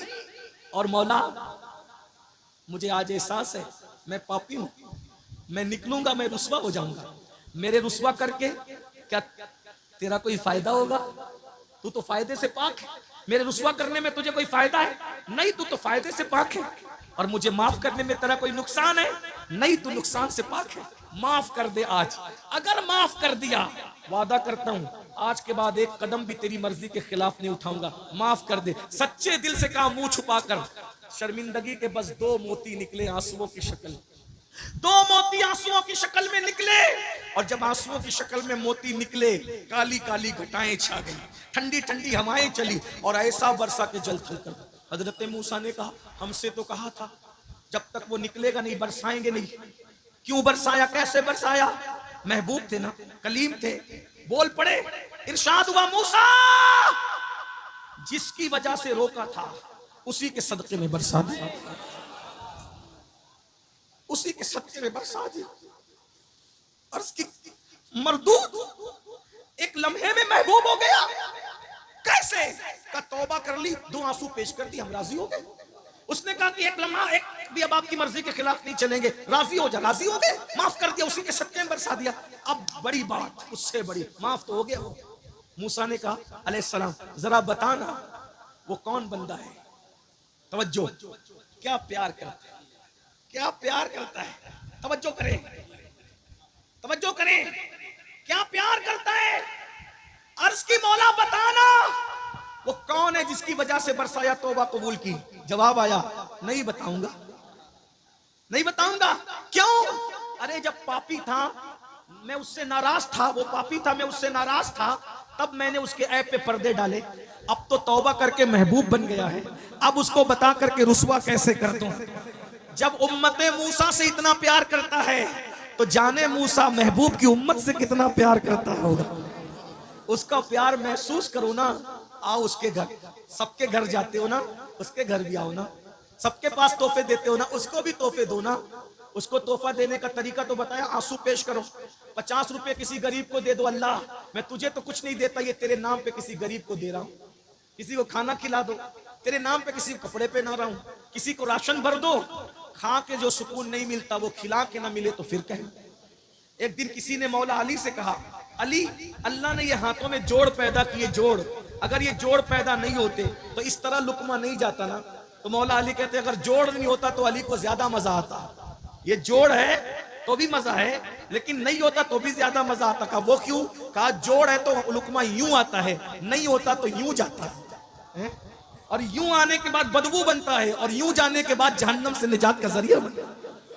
गौसे पाक कहते मैंने नेकियों के दफ्तर को उलट पलट कर देखा, खाना खिलाने से बड़ी मुझे कोई नेकी नजर नहीं आई। इसीलिए देख लो, गौस पाक के यहाँ भी लंगर, गरीब नवाज के यहाँ भी लंगर, साबिर पाक के यहाँ भी लंगर, बाबा फरीद के यहाँ भी लंगर, वारिस पाक के यहाँ भी लंगर। ये अल्लाह वाले खाने वाले नहीं थे, खिलाने वाले थे। जब तक खिलाता था मुसलमान उस वक्त तक बहारें थी। जब से खाना शुरू किया, अब तो मस्जिद का चंदा भी खा ले रहे हैं, अब तो मदरसों का चंदा भी खा ले रहे हैं, अब तो हज के टूर शुरू करके हज का पैसा भी इतना खा रहा है मुसलमान, सूद भी खा रहे हैं, सब खा रहे हैं, इसलिए बर्बाद है। हंसने की बात नहीं, तौबा करें। बात खत्म करूं, अस्तगफिरुल्लाह, बात खत्म करूं। यजीद के बारे में, जिस लड़की के साथ उसका चक्कर था, यही बात चल रही थी, बात दूसरी निकल आ गई, बात खत्म कर रहे हैं।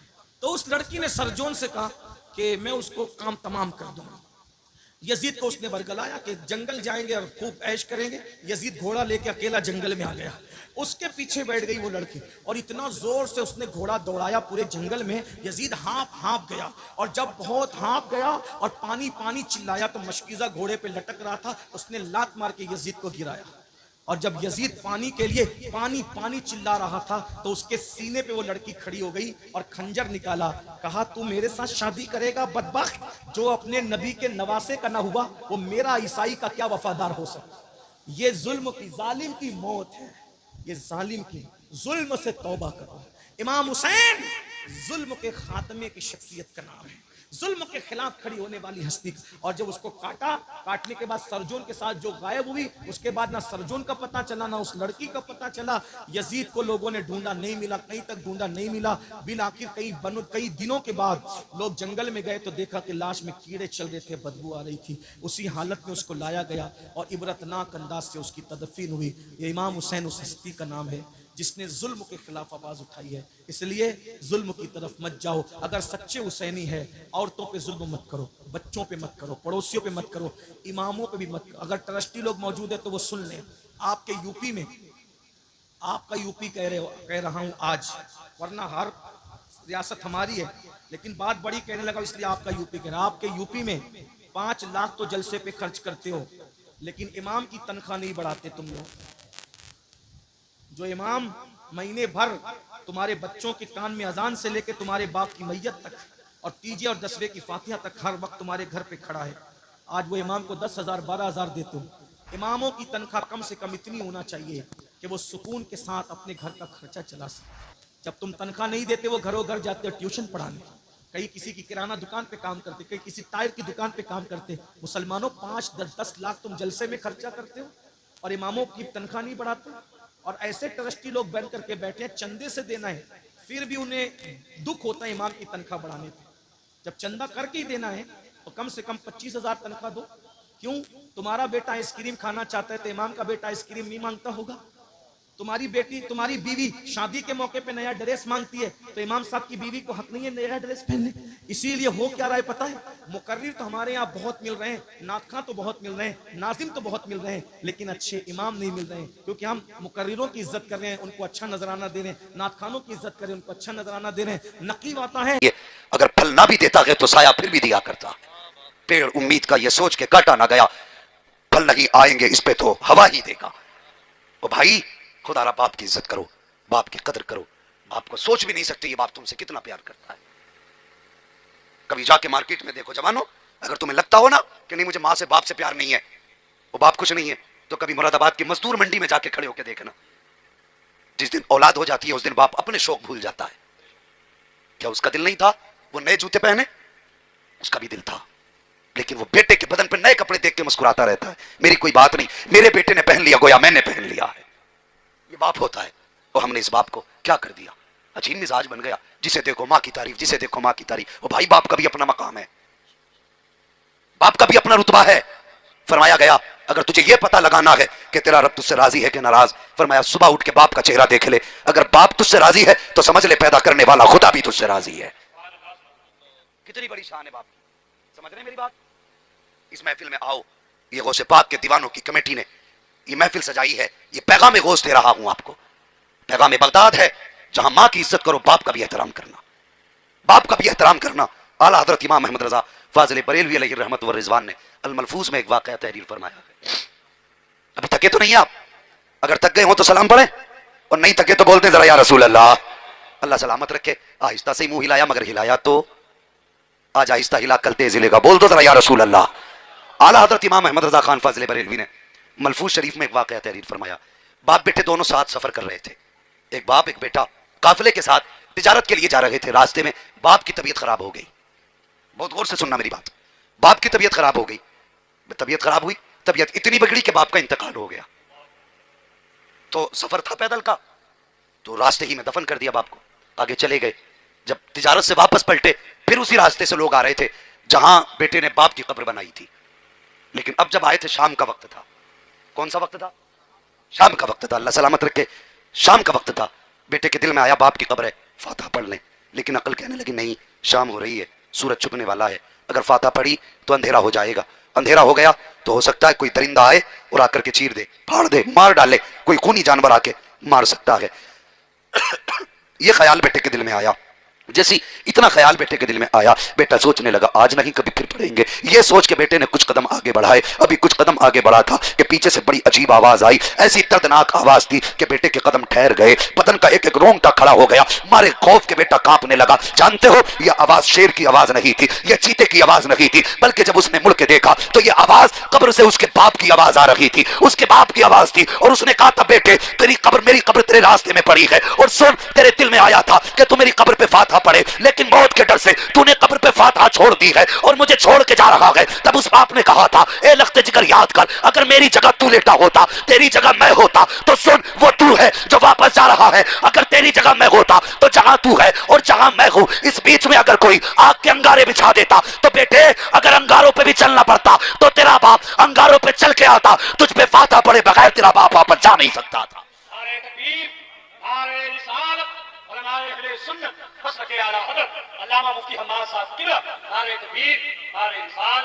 वो ये बाप होता है यार, अल्लाह तौफीक दे तो बाप की कब्र पे जाया करो। महीने गुजर जाते हैं, हम तो जाते तो शब कद्र में जाएंगे, बाप की कब्र पे, शब बरात पे जाएंगे हम, उससे पहले बाप की कब्र की याद नहीं आती? और चले जाया करो, तुझे तो याद नहीं आती, खुदा की कसम वो कब्रिस्तान में लेट के तुझे याद करते हैं। उनका दर्द हम समझ नहीं सकते, इसलिए कि हमने दीन सीखा ही नहीं। हम क्या जाने कब्रों में क्या होता है, हम क्या जाने हमारे मरने वाले हमसे क्या चाहते हैं।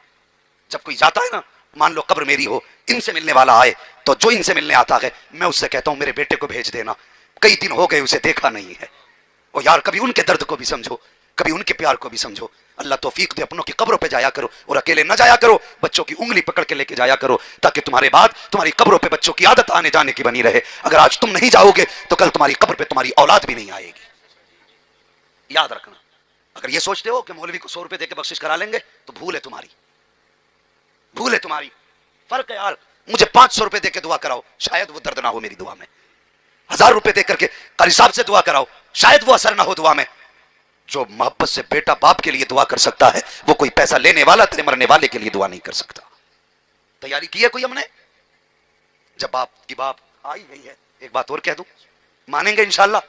अल्लाह सलामत रखे, अल्लाह जवानों तुम्हारी जवानियों में बरकत करे, तुम्हारी नस्लें आबाद हों। मैंने अक्सर देखा है, और हजरत ये शिकायतें आती हैं, बेटियां मुझसे कहती हैं, कितनी लड़कियों के फोन आते हैं उस्मान भाई, कहती हैं हजरत कोई वजीफा बता दो। मैं पूछता हूं क्या हुआ, तो कहती हैं बाप के इंतकाल के बाद 4 साल हो गए, अभी तक भाई बुलाने तक नहीं आया है। ये दर्द है कौम का। कम से कम 4 तक ये बात पहुंचेगी, उम्मीद है एक दिन 4 लाख तक पहुंचेगी। कहती कोई तावीज दे दो जिससे मेरा भाई मेरे दरवाजे पे आ जाए। ये जाने नहीं देते, वो बुलाने नहीं आते। और तुझे क्या लगता है बीवी मिल गई तो दुनिया की सारी खुशियां मिल गई? अगर बीवी मिल गई तो तुझे सब कुछ मिल गया? खुदा की कसम, कल भी तेरे घर में जो बरकत थी बहन के कदमों की वजह से थी, आज भी जो बरकत है बहन के कदमों की वजह से बरकत है। अगर तुझे लगता है बहनें आएंगी तो तेरे नसीब का खा जाएंगी, सोच गलत है तेरी। आज भी दावे से कहता हूं, अगर घर की बरकतें उड़ जाएं, मुसल्ला बिछा ले, बहन को आगे बैठा ले, हाथ उठा दे और कह दे या अल्लाह इस बहन के सदके में रोजी दे दे। हाथ नीचे बाद में आएंगे, खुदा की तरफ से रोजी पहले उतार दी जाए। तेरी वजह से अगर बहनें रोई तो फिर मरने के लिए तैयार हो। अल्लाह तुझे कब्र में गिरा के इतना रुलाएगा, इतना रुलाएगा। आज बहन रो रही है ना, तो उसके आंसू पोंछने वाले हैं, शोहर है आंसू पोंछने वाला, औलाद है आंसू पोंछने वाली, बेटी है आंसू पोंछने वाली, बेटा है आंसू पोंछने वाला। उसका तो दुख टल जाएगा, उसका तो गम ढल जाएगा, लेकिन रुलाने वाले याद रख, अगर तू मरेगा खुदा कब्र में गिराएगा, इतना रुलाएगा कि रोते रोते आंसू खत्म हो सकते हैं, कोई आंसू पोंछने वाला नजर नहीं आएगा। अगर चाहते हो कब्र में रोना ना पड़े, आज अपनी वजह से किसी बहन को रोने पे मजबूर ना करो। क्या ये बात नहीं है? जिस दिन बाप का जनाजा उठा, बच्चियां कह देती हैं अब तो मैं कहीं खत्म हो गया। ये अलमिया नहीं है। एक तो बहन की जायदाद पे सांप बन के बैठा है, ऊपर से उसका घर में आने का हक नहीं। हिसाब तो बेटे देना पड़ेगा। जो 2 हिस्से बेटे के और 1 हिस्सा बेटी का खा के बैठते हो, फरिश्ते हलक में हाथ डाल डाल के निकालेंगे। उसकी जायदाद पे सांप बन के बैठे। वो एक बच्ची की कहानी है हजरत, सुनना जरा, बड़ी तकलीफ हुई उस कहानी को सुनकर। उसने अपने भाई को 40 बीघे जमीन दे दी थी। ले भाई क्या करूंगी, मेरी जायदाद तू ही ले ले, बस जब कभी आ जाया करूं तो वक्त पे 2 रोटी खिला दिया करना। बड़ी बात उसने कही थी बेटी ने। उसने कहा था भाई मैं तुझे 40 बीघे जमीन दे रही हूं, लेकिन याद रखना जब आऊंगी तेरे दरवाजे पे, इसलिए नहीं कि मैं 2 रोटी के लालच में आऊंगी, जब भी आऊंगी बाप की निशानियों को देखने आऊंगी, बाप की निशानियां देखने आऊंगी। इत्तेफाक से उस लड़की के हालात बिगड़ गए। हालात आज हम यहां बैठे, कल अल्लाह चाहे जमीन पे डाल दे। ये सदा हालात एक से नहीं रहते, तो इतराने की जरूरत नहीं है। अगर अमीर बनाया है खुदा ने तो बहन के दस्तरखान पे जाके प्लेट को घुमा घुमा के न देख कि कैसी धुली है, उसके बिस्तर को झाड़ के न बैठ कि कैसी चादर बिछाई है। कुछ भाइयों के दिमाग आसमान पे हो जाते हैं, बहनों के घर जाएंगे तो यूं कपड़ा लेंगे, बिछी चादर को यूं झाड़ेंगे। औकात दिखा रहा कम वक्त अपनी, कि ये दिखाना चाहता है कि तेरी औकात ये है कि तू गरीब है, मैं अमीर हूं, जो चादर तूने बिछाई है ये मेरे लायक नहीं है। और जब बर्तन आगे लाए जाते हैं उठा के प्लेटें चेक करता है, फिर कहता था एक बार और पानी निकाल ला। ओ जालिम, तुझे पता है किसके दस्तरखान पे बैठा है, तुझे होश नहीं है। अगर तेरे प्लेट धोने से इसका दिल टूट गया तो याद रख, कोई तुझसे राजी हो या नाराज फर्क नहीं पड़ता। अगर ये रूठ गई तो मदीने वाला भी रूठ जाएगा, खुदा भी नाराज हो जाएगा। सोच समझ के कदम उठाया कर। हद करके फेंक दी जालिमों ने, बहनों को कचड़े का ढेर समझ लिया। ये आज भी तेरी इज्जत का बाइस है, कल भी तेरी इज्जत का बाइस थी। जब उसके हालात बिगड़े वो भाई के दरवाजे पे आई, भाई मेरे शोहर की तबीयत खराब है, सिर्फ 10,000 की जरूरत है। ये कोई बहुत पुरानी कहानी नहीं है, बहुत जल्दी की कहानी है। अगर चुगली ना होती, गीबत ना होती तो नाम भी बता देता, एड्रेस भी बता देता। लेकिन सुन, जब वो बहन भाई के दरवाजे पे 10,000 के लिए आई तो भाभी ने धक्का दिया और कहा कि अभी तक तेरी नीयत में पाप बसा है, कब तक लूटती रहेगी। ये कह के धक्के दे के वापस कर दिया। और मुझे बता, अगर दरवाजे से बहनें रो करके जाएंगी तो तुझसे किसने कह दिया जन्नत तेरे इंतजार में है? नहीं, खुदा की कसम, अगर बहन तेरे दरवाजे से रो के गई तो दावे से कह के जाता हूं जन्नत तेरे इंतजार में नहीं। मर के देख, अल्लाह कब्र को तेरी जहन्नम का ईंधन बना दे। कभी बेटियों के रोने का सबब न बनना। अगर बाप नहीं है, भाई भाई हो, कभी दरवाजे पे भूले भट के बहन आ जाए तो चेहरा बिगाड़ना नहीं है। समझ रहे? क्या नहीं करना? बोलो। चेहरा नहीं बिगाड़ना है। आज बाप नहीं है, ये तू भी जानता है, लेकिन बहन आई है उस दीवार को देखने जो बाप ने अपने हाथ से बनाई थी। उस दरख्त के नीचे बैठने बेटी आई है जो बाप अपने हाथ से लगा के गया था। उस बिस्तर को देखने आई है जिस बिस्तर पे बाप लेटा करता था। उस चारपाई को देखने आई है जिस पर चारपाई से घर की रौनक रहती थी। अल्लाह अकबर। अगर वो आ जाए ना तो चेहरा बिगाड़ना नहीं, बल्कि चेहरे पे खुशी लाना, होठों पे मुस्कुराहट लाना, सीना चौड़ा करना, दरवाजे पे आके बहन का इस्तकबाल करना। खुदा की कसम, जब तू ऐसे इस्तकबाल करेगा यार, चेहरा तेरा होगा, नजारे बाप के दिखाई दे जाएंगे, नजारे बाप के नजर आएंगे। और खुदा की कसम, जब तू ऐसे करेगा तो इधर बहन का दिल खुश होगा, उधर कब्र में बाप की रूह मुस्कुराना शुरू कर देगी। आज कहते हैं मैंने बाप की रूह की आसानी के लिए 10 फकीरों की दावत की है। और जालिम, तूने 10 फकीरों की तो दावत कर दी ताकि अब्बा की रूह को आराम मिले। ये बता, तूने बहन की दावत कब से नहीं की है? बाप फकीर से इतना राजी नहीं होगा जितना बेटी को खुश देख के बाप राजी होगा। अगर चाहते हो कब्र में बाप राजी रहे तो बहनों की खिदमत करना।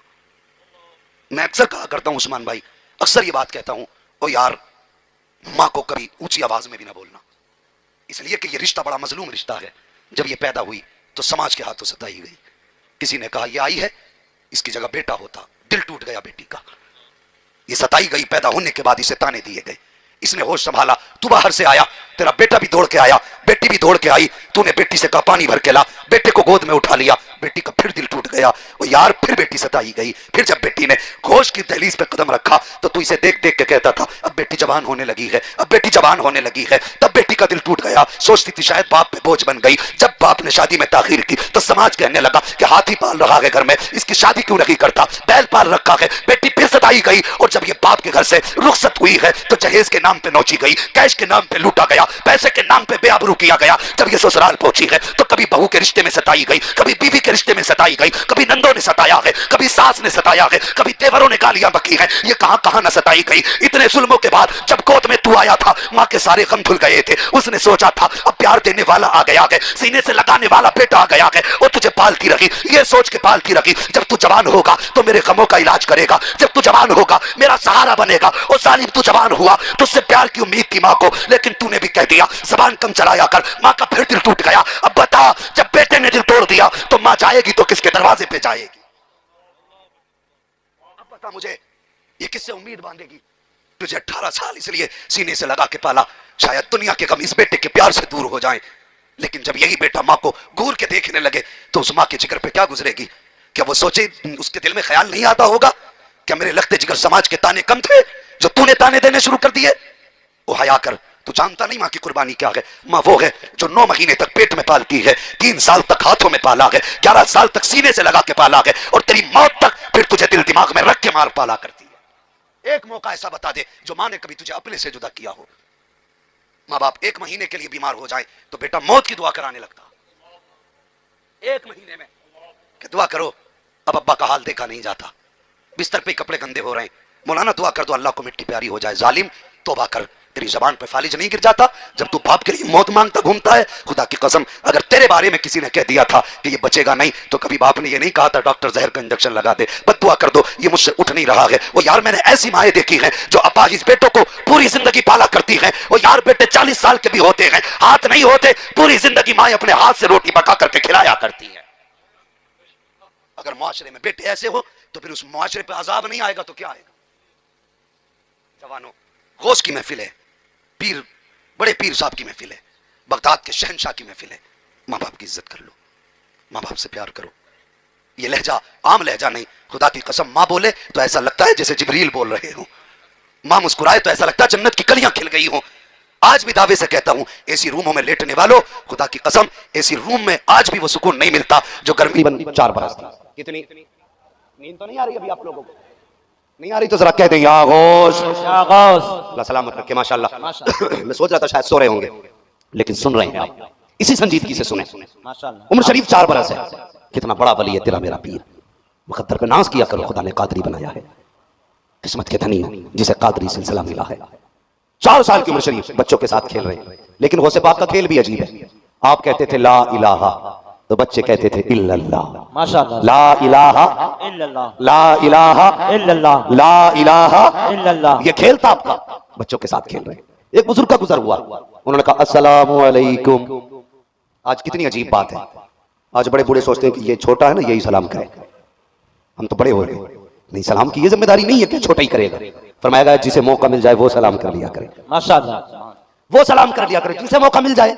गुजरे बुजुर्ग कहने लगे सलाम वालेकुम। सारे बच्चों ने कहा वालेकुम अस्सलाम, लेकिन वक्त के गौसुल आजम कहते हैं वालेकुम अस्सलाम वालेकुम अस्सलाम। सारे बच्चों ने एक बार जवाब दिया। 4 साल की उम्र शरीफ में ताजदार बगदाद ने 2 मरतबा जवाब दिया है। वो भी बुजुर्ग अल्लाह वाले थे, ठहर गए। कहते बेटे बता तो सही, सलाम मैंने एक बार किया है, तुमने जवाब 2 बार क्यों दिया? आपने चेहरा देखा, कहने लगे बाबा अपना काम कीजिए, मुझे मेरा काम करने दीजिए। हाथ पकड़ा, कहने लगे नहीं बेटे बता तो सही, जब सबने एक बार सलाम का जवाब दिया, तुमने 2 बार जवाब क्यों दिया है? आप कहते नहीं मानोगे, कहा नहीं। आप कहते हाथ पकड़ा, पूछे से चिट्ठी ले पे लाए, फरमाने लगे वो सामने बस्ती नजर आ रही है? कहा हाँ। कहा वो सामने घर देख रखे हो? कहा जी वो भी देख रहा हूं। कहा याद करो 4 साल पहले तुम उस दरवाजे पे आए थे? कहा हाँ आया तो था। कहा तुमने उस दरवाजे पे सलाम किया था? क्या हाँ किया तो था। क्या सोच के सलाम किया था? कहा मैंने ये सोचा था सैयदों का दरवाजा है, सलाम कर दूं कुछ दुआएं मिल जाएंगी। कहा जब सलाम किया था तो जवाब मिला था? कहा जवाब तो नहीं मिला था। कहा पता है क्यों जवाब नहीं मिला? कहा बेटे मुझे नहीं पता। आप कहते सुनिए 4 साल पहले जब आए थे तो उस वक्त घर के अंदर कोई मर्द मौजूद ना था, मेरी माँ मौजूद थी, लेकिन वो जवाब नहीं दे सकती थी। कहा बेटे फिर तुम्हें कैसे पता? कहते जब आपने सलाम किया था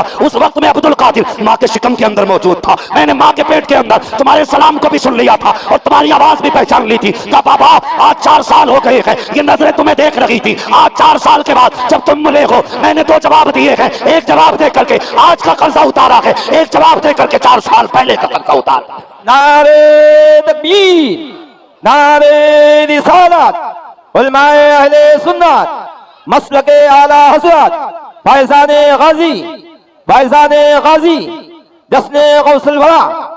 समझ में नहीं आता कौन है गौसे आज़म। जवान हुए ना जवान, अगर सारी बातें बयान करने लगूं, बचपन, तालीम, मदरसा, तो बात बड़ी लंबी पड़ेगी। मगर कुछ बातें बचपन जवानी की दहलीज पे कदम रखा तो फिर एक वो खातून आ गई जिन्होंने आपको दूध पिला के पाला था। कहने लगे अब्दुल कादिर जी अम्मी एक सवाल है मेरा बचपन से। कहा क्या? एक बात बताओ, मैं तुम्हें गोद में खिलाती थी, लेकिन कभी कभी ऐसा होता था तुम छलांग लगाते थे तो किधर चले जाते थे? दूध पीने की उम्र में कहां जाते थे? मुस्कुरा के कहने लगे माँ जब छलांग लगाता था तो मैं सूरज के अंदर चला जाता था। माशाअल्लाह।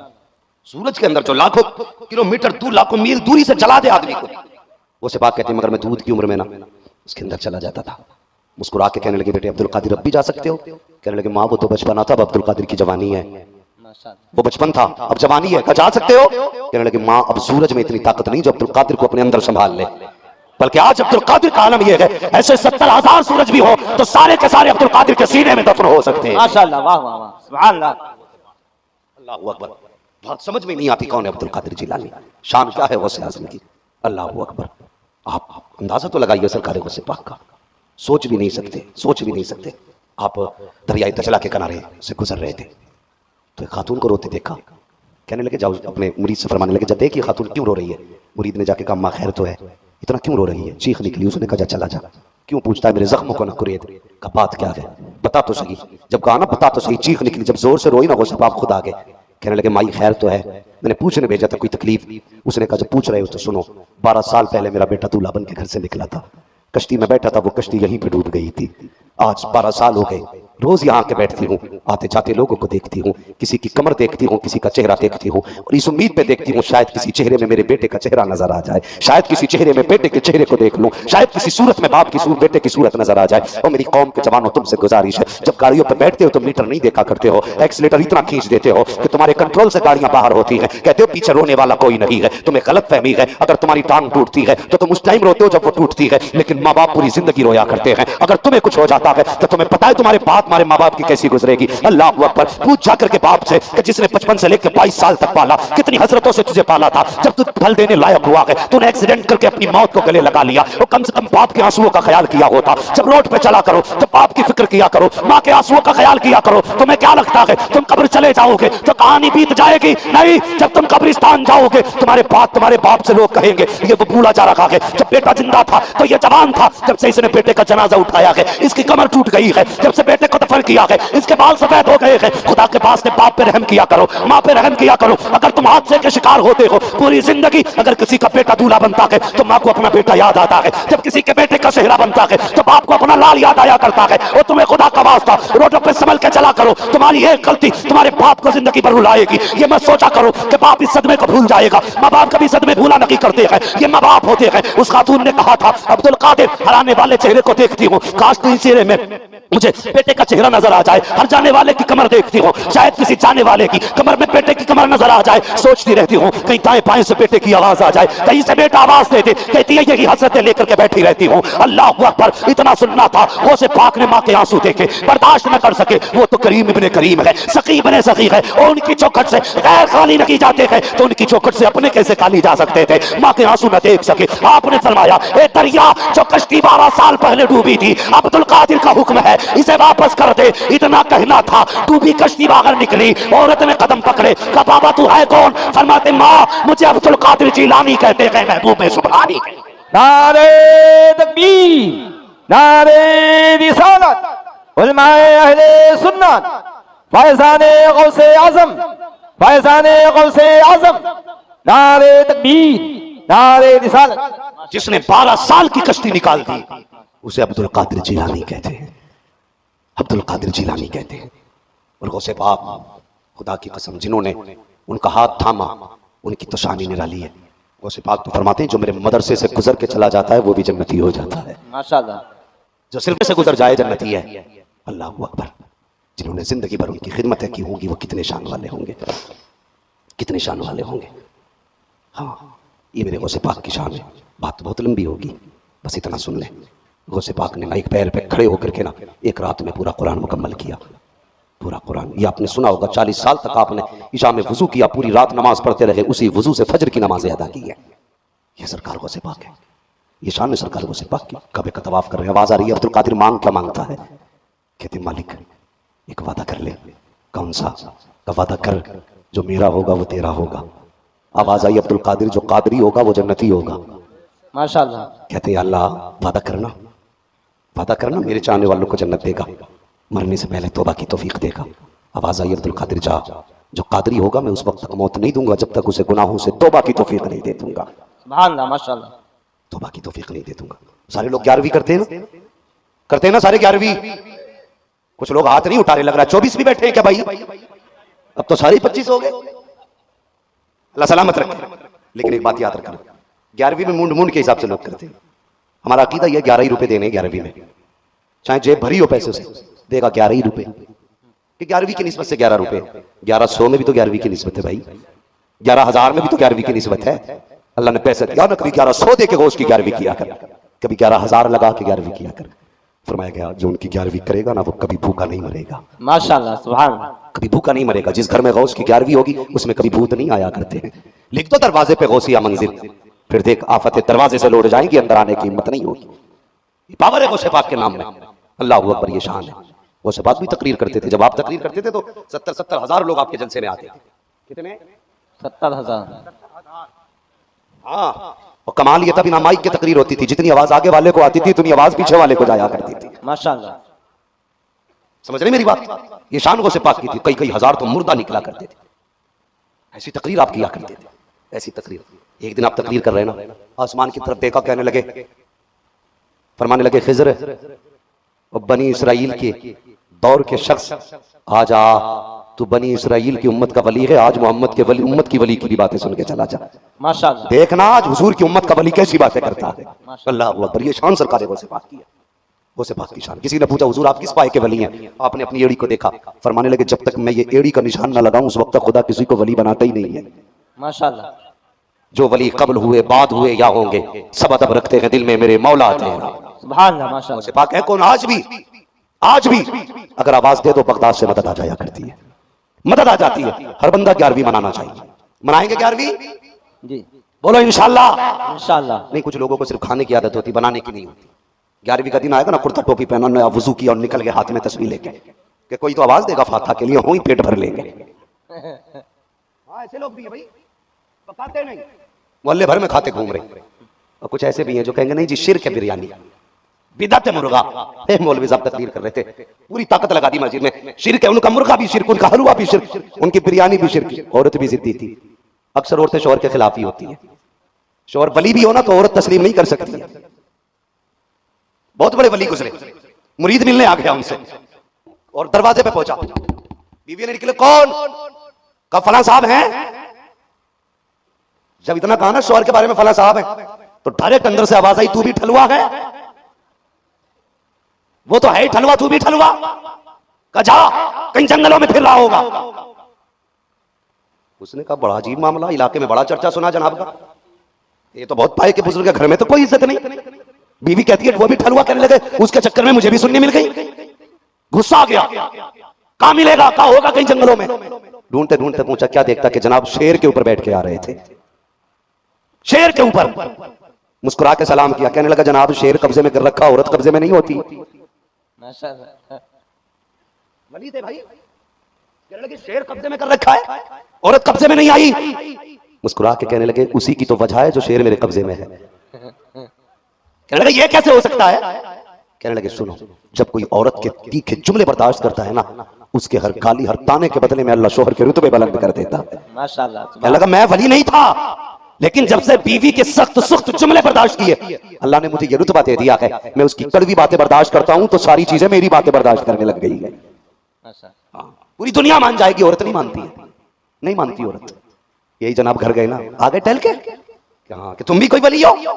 का फिर का वली तो वो था जो आज छत पे आसमानों में उड़ रहा था। तो मुस्कुरा के कहने लगे, पगली मैं नहीं तो था वो। उसने कहा, वो तभी तो टेढ़े टेढ़े उड़ रहे थे। ये मसला है। हाँ, सब मान जाते हैं, लेकिन औरत नहीं मानती है, नहीं मानती है। तो कुछ औरतें जिद्दी होती है। वो कह रहा था बिरयानी हराम, मुर्गा हराम, जर्दा हराम, हलवा हराम, उनने मुर्गा ही बना डाला। घर आया असर के बाद, बीवी क्या बनाया है? कहने लगी, गोश्त पाक का मुर्गा बनाया। कहने लगा, ला हौल वला कुव्वता इल्ला बिल्लाह, मैं भी ऐलान कर रहा था मस्जिद से कि मुर्गा हराम है। उसने कहा, तभी तो बनाया है, तो तुम्हारे लिए फिर चटनी कर दूं। कहने लगे, चल बन गया ना? कि हाँ। कहने लगे, फिर शुरू से लेके आ जा। बड़ी बेगैरत कौन होती है भाई, पकी पकाई मिल जाए तो नहीं छोड़ती है, पकवी देती नहीं। अगर सुन्नी अकेला फंस जाए ना कहीं तो मार मार के हलवा छुड़वाते हैं, और ये अकेले फंस जाए ना और सुन्नी कहते हैं 11वीं बाद में जाना, ठीक है वुजू करने फिर खाएंगे। हाँ? फिर यही गधा उसी 11वीं को वुजू करके खाता है, और सुन्नी अलग फंस जाए तो शिर्क के फतवे। बीवी ने कहा, मुर्गा बनाया है। कहता, जी मुर्गा बनाया है? कहा हाँ। तो ठीक है, फिर देर होगी कुछ और बनाएगी, ऐसा कर शोरवे से लेके आ जा। बीवी ने शोरवे के लिए जैसी हांडी में चम्मच डाला, एक बोटी आ गई, उसे गिराने लगी, देख रहा था। कहने लगा, क्यों निकाल लगी है? कहा, जनाब बोटी आ गई, ये शिर्क है। उसने कहा, नहीं, जो खुद आती है उसे प्लेट में आ जाने दिया जाए। ये है बेगैरत लोग। अल्लाह का शुक्र है हम सुन्नी है, हम खाना भी जानते हैं, बनाना भी, खाना भी जानते हैं, बनाना भी। मजा नहीं आया, खाना भी जानते हैं, बनाना भी जानते हैं। तो अब ये ठलुआ वाली बिरयानी ना खानी है। अल्लाह तौफीक दे तो घर भी 11वीं की बिरयानी बननी चाहिए। हाँ, पता लगना चाहिए, कुछ भी नहीं, 5 रुपए की नियाज मगा, अगरबत्ती लगा, खुशबू बता दे ये बगदाद वाले का चाहने वाला है। माशाल्लाह सुभान अल्लाह। गली से गुजरे तो खुशबू बता दे ये बगदाद वाले का चाहने वाला है। सरकार गौसे पाक कहते हैं, एक दिन मैंने दारोगा जहन्नम से मुलाकात की। मैंने कहा यार बता तो सही, क्या कोई जहन्नम में कादरी भी आएगा? तो दारोगा जहन्नम ने कहा, सरकार मुझे इजाजत ही नहीं है मैं किसी कादरी को दोज़ख में डालूं। अगर जन्नत में जाना चाहते हो, उठते बैठते हो उसका नाम लिया करो, चलते फिरते उनके नाम की दुहाई दिया करो। उस वक्त तक मौत नहीं आएगी जब तक खुदा तेरे अमाल को गुनाहों से बदल के नेकियों में तब्दील न करे। माशाल्लाह। नारे तकबीर, नारे रिसालत, उलमाए अहले सुन्नत, मसलके आला हज़रत, फैज़ाने गौसे आज़म। आमनुत्तकुल्लाह वकूनू मअस-सादिकीन। ईमान वालों अल्लाह से डरो, सच्चों के साथ हो जाओ। डरने का मतलब क्या है? हाँ, यानी तकवा इख्तियार करो। तकवा क्या है? जिसका हुक्म दिया गया है वो करो, जिससे बचने को कहा गया है उससे बचो। जब तुम ये सब करने लगो, फरमाया गया फिर अल्लाह वाले का दामन थाम लो। क्यों? इसलिए कि ये वो कमाई है जिसे शैतान चुरा सकता है, लेकिन पहरा अगर गौस का होगा तो हिम्मत नहीं है कोई वहां भी दरवाजे तक आ जाए, हिम्मत नहीं है कोई अकीदे का चोर आ जाए, हिम्मत नहीं है फिर कोई अमल का चोर आ जाए। इसलिए कि बचाने के लिए अब्दुल कादिर जिलानी मौजूद है।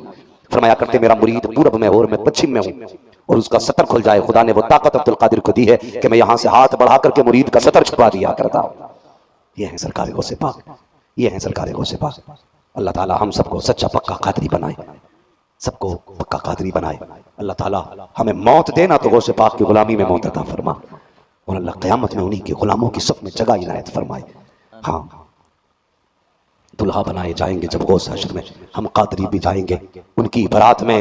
इसलिए कादरी रहना, कादरी बनना, ये दुआएं करना, कादरी कर, कादरी रख, कादरियों में उठा, कदर अब्दुल कादिर कुदरत नुमा के वास्ते। मौला जिन जवानों ने इस महफिल को सजाया है, बगदाद वाले के सदक़े में सबकी मेहनतें कबूल फरमा, सबकी कोशिशें कबूल फरमा। अल्लाह इन जवानों को दिन दूनी रात चौगनी तरक्की अता फरमा। मेरे बच्चों याद रखना, निकाह करो ना तो दीनदार बीवी तलाश करना, पैसे वाली नहीं। गुजारे ससुराल से नहीं होते, गुजारे मदीने से हुआ करते हैं, गुजारे मदीने से होते हैं। ससुर देता है तो नस्लें नहीं पलती, जब खुदा देता है तब नस्लें भला करती। माशाल्लाह। करेंगे ना इंशाअल्लाह। जब भी मांगना होगा ससुर से मांगोगे। तुम्हें पता ससुर 10 लाख दे के पता क्या कहता, वाह यार नमक हराम हलवा। जो 10 लाख लेते हैं ना पहले ही दिन से लील हो जाते हैं ससुराल में, भले ही बेटी की वजह से दरी बिछा दी जाए, अगर उनके दिल के हालात पूछो ना तो चारपाई पे बैठने भी न दे। वो कहेंगे एक चोर वो होता है जो सोते को लूट के ले जाए, ये वो चोर है जो जागते हुए को लूट के लेके गया था। लेकिन मजबूरी है, बेटी है ना तेरे घर में, इसलिए दरी भी बिछ रही है। और तू ये मौज में बड़ी इज्जत है। पैसे लेने वालों की कभी इज्जत, वो लोग नहीं बोल रहे हैं जिन्होंने ले रखा ये लेने का इरादा है। पैसे लेने वालों की इज्जत, मांगने वालों की इज्जत नहीं होती है। सिर्फ एक चौखट है जहां मांगो तो दौलत भी दी जाती है, इज्जत भी दी जाती है, और वो चौखट तेरे मेरे मुस्तफा की चौखट है। आज भी आवाज आती है, कौन देता है, देने को मुंह चाहिए, देने वाला है सच्चा हमारा नबी। मंतों का हाथ उठते ही दाता की देन थी, दूरी कबूल अर्ज में बस हाथ भर की है। माशाल्लाह सुभान। जब भी मांगेंगे हुजूर से मांगेंगे, जब भी मांगेंगे खुदा से मांगेंगे। मेरे बच्चों याद रखना, 2 बातें याद रखना, दौलत शोहर के नसीब से नहीं, औरत के नसीब से मिलती है। औलाद शोहर के नसीब से होती है। औलाद पैदा ना होना तो कभी औरत को ताने न देना, दौलत ना आए तो कभी औरत शोहर को उसका ताना न दे। और याद रखो ये सब रब के फैसले हैं। अगर नसीब अच्छे होते हैं तो खाली घर भर जाया करते हैं, और अगर किस्मत के फेर होते हैं तो भरे घर खाली हो जाते हैं। हमने गरीबों को अमीर होते देखा है, अमीरों को गरीब होते देखा है। सरकार गौसे पाक की वजाहत है, जितने मुरीद तोहफा देते थे ना सुबह से शाम तक सारा लुटाते थे, फिर सोया करते थे। माशाल्लाह। सारा लुटा के सोया करते थे, कभी रोके ही नहीं आपने। लेकिन रोज अल्लाह इतना देता था कि कई घरों के चूल्हे चला करते थे, कई घरों के चूल्हे। कभी उजाले में लोगों में तकसीम करो, कभी अंधेरे में तकसीम करो। फिर देख मदीने वाला कितना देता। जवानों परदेश रहते हो, कमाई करने जाते हो, महीने में अपनी कमाई में 100 रुपए जरूर रखना। मैं अमीर होने का राज बता रहा हूँ। 100 रुपए हफ्ता निकाला करो। कोई बेवा हो, कोई यतीम हो, 100 रुपए हफ्ता उसे दिया करो। फिर देखो अल्लाह तुम्हें कितनी बरकतें देता है, कितनी बरकतें देता। अपने हिस्से में यतीम का हिस्सा रखो, गरीब का हिस्सा रखो। लोग कहते हैं मालदार कैसे बनते हैं, सट्टा लगाओ तो अमीर बनेंगे, जुआ खेलो तो अमीर बनेंगे, मैच खेलो तो अमीर बनेंगे, नेट पर पैसों के पैबाजी लगाओ तो अमीर बनेंगे। नहीं नहीं, लॉटरियां खुलने से अमीर नहीं बनते हैं। अमीर कब बनते हैं, जब यतीम को देके पैसा लुटा, गरीब को अमीर हो बना। अल्लाह तुझे अमीर बना देगा। किसी बेवा के घर का चूल्हा बजता देखे उसके घर का चूल्हा चला दे, अल्लाह तुझे अमीर बना देगा। किसी गरीब की बेटी के हाथ खाली देखे, हाथ पीले करा दे, खुदा तुझे अमीर बना देगा। अगर किसी को भूखा देखे खाना खिला दे, खुदा अमीर बना देगा। अगर किसी को प्यासा देखे पानी पिला दे, खुदा तुझे अमीर बना देगा। अगर किसी का घर उजड़ता देखे उसका घर आबाद कर दे, खुदा तेरा घर आबाद करवा दे। माशाल्लाह माशाल्लाह सुभान अल्लाह। अपने हिस्से में गरीबों का हिस्सा रखा करो, फिर देखो अल्लाह कितनी बरकतें देता। माफ करना मैंने जन्नत नहीं बांटी, लेकिन बातें भी जन्नत वाली की है। हम तो माइल बकरम है, कोई साइल ही नहीं। राह दिखलाएं किसे रब मंजिल ही नहीं, वो तो निहायत सस्ता सौदा बेच रहे हैं जन्नत का। हम मुफलिस क्या मोल चुकाएं, अपना हाथ ही खाली है। ये काम करो, खुदा की कसम ये कर जाओ जो मैंने कहा है। किसी का सहारा बन जाओ, तीजा कोई करे ना करे, 40वां किसी का हो ना हो, कोई हाथ उठा के दुआ करे ना करे, अजान पता नहीं कितनी देर बाद में होगी। मर के कब्र में आओगे, किसी का सहारा बन के जाओगे, कब्र में हुजूर तुम्हारा सहारा बन के तशरीफ ले आएंगे। माशाअल्लाह, हुजूर सहारा बन के आएंगे। इसलिए गरीबों से प्यार करो, यतीमों के सर पे हाथ रखो, दूसरों के काम आओ। 11वीं आए ना तो अमीरों को तो यार सब खिलाते हैं। हमारी कौम भी बड़ी अजीब है, बकरीद पे बकरा काटेगी ना तो उनके घर गोश्त जाता जिनके हर हफ्ते बकरे का बन जाता है, छांट छांट के। फलाहादी जी के घर दे के आया क्या? प्रधान जी के यहाँ, प्रधान के यहाँ। हाँ, और जालिम ये तो वो हैं जो हर हफ्ते बकरा खा लेते हैं। कभी उन गरीबों को भी खिला जिनकी निगाहें बकरा ईद पे रहती है, जिनके जेब में इतनी वसअत नहीं जो 600-700। अहमद रज़ा खान कुतुब आलम निज़ाम आमीन। बलगल उला बिकमालिही कशफत दुजा बिजमालिही हसनत जमीउ खिसालिही सल्लु अलैहि व आलिही। करूं तेरे नाम पे जा फिदा, न बस एक जान दो जहां फिदा, दो जहां से भी नहीं जी भरा, करूं क्या करोड़ों जहां। वाह वाह वाह वाह। जिसको अपने नबी से जितना प्यार है कोशिश कर ले उतनी आवाज से दुरूद पाक पढ़ लीजिए। अल्लाहुम्मा सल्ली अला सय्यिदिना व शफीना व नबियिना व मौलाना मुहम्मद व बारिक व सल्लिम सल्लु अलैहि सलातु व सलाम अलैका या रसूलल्लाह सल्लल्लाहु अलैहि वसल्लम। ये चलो जैसे भी बोल रहे अल्लाह मालिक है। हाँ, मगर इसमें मुंह बड़ा करना पड़ेगा तब सही बोले। खैरियत है, आप लोग भी खैरियत हैं। ठंड लग रही हो तो ये पर्दे सरका लो, मगर थोड़ा सा ऐसा लगना चाहिए कि आप पे ठंड का ज़्यादा असर नहीं हुआ है। असर तो है, ऊपर वालों पे भी असर है तो नीचे वालों पे भी होगा। बस अल्लाह खैरियत से रखे सारे लोगों को। आमीन। दुरूद पाक पढ़ लीजिए। अल्लाहुम्मा सल्ली अला सय्यिदिना व शफीइना व नबीना मौलाना अल्लाहुम्मा सल्ली अला सय्यिदिना व शफीइना व नबियिना व मौलाना व आलिहि व अस्हाबिहि व बारिक व सल्लिम सल्लु अलैहि सलातु व सलाम अलैका या रसूलल्लाह सल्लल्लाहु तआला अलैहि वसल्लम। अज़ीज़ान मिल्लत इस्लामिया, हम सभी इस बात को जानते हैं कि इस वक्त हम और आप आली जनाब हाफिज बिलाल साहब के भाई हाजी साहब के साहबजादे मोहम्मद आमिर रज़ा अशरफी, उनके इसाले सवाब के सिलसिले में जी जी यहाँ पर बैठे हुए हैं। अपने करीम रब की बारगाह में दुआ है, या अल्लाह आज की इस महफिल को अपनी बारगाह में कबूल फरमा, आमीन और इस महफिल की बरकत से अल्लाह हमारे भाई की मग़फ़िरत फरमा दे आमीन और उनके दर्जात में बुलंदियाँ अता फरमा। आमीन।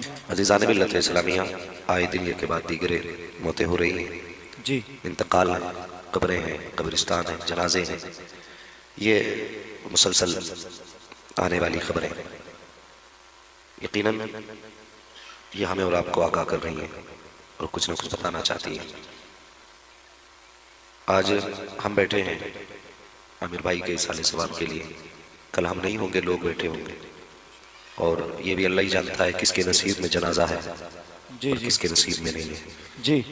आज ऐसी ऐसी मौतें होती हैं कि चेहरे नहीं पहचाने जाते। अल्लाह कितने कलमा पढ़ने वाले लावारिस कह करके शमशान घाट भेज दिए जाते हैं, अल्लाह और कितनों को कब्रें नसीब नहीं होती हैं।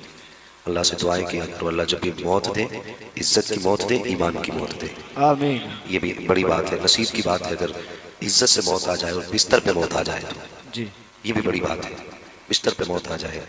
मुझे अभी भाई बिलाल से मैंने पूछा, हाफिज बिलाल साहब से, भाई का इंतकाल कैसा हुआ? जब उन्होंने मुझे खबर दी, बताया, तो तकलीफ हुई, और बस ज़बान से दुआ ही निकल सकती है, और दुआ चूँकि मोमिन का हथियार है, इसलिए दुआएं करते रहना चाहिए अपने लिए, दूसरों के लिए, जो सामने नहीं है उनके लिए, जो सामने है उनके लिए, जिसके लिए वो दुआ करते रहना चाहिए।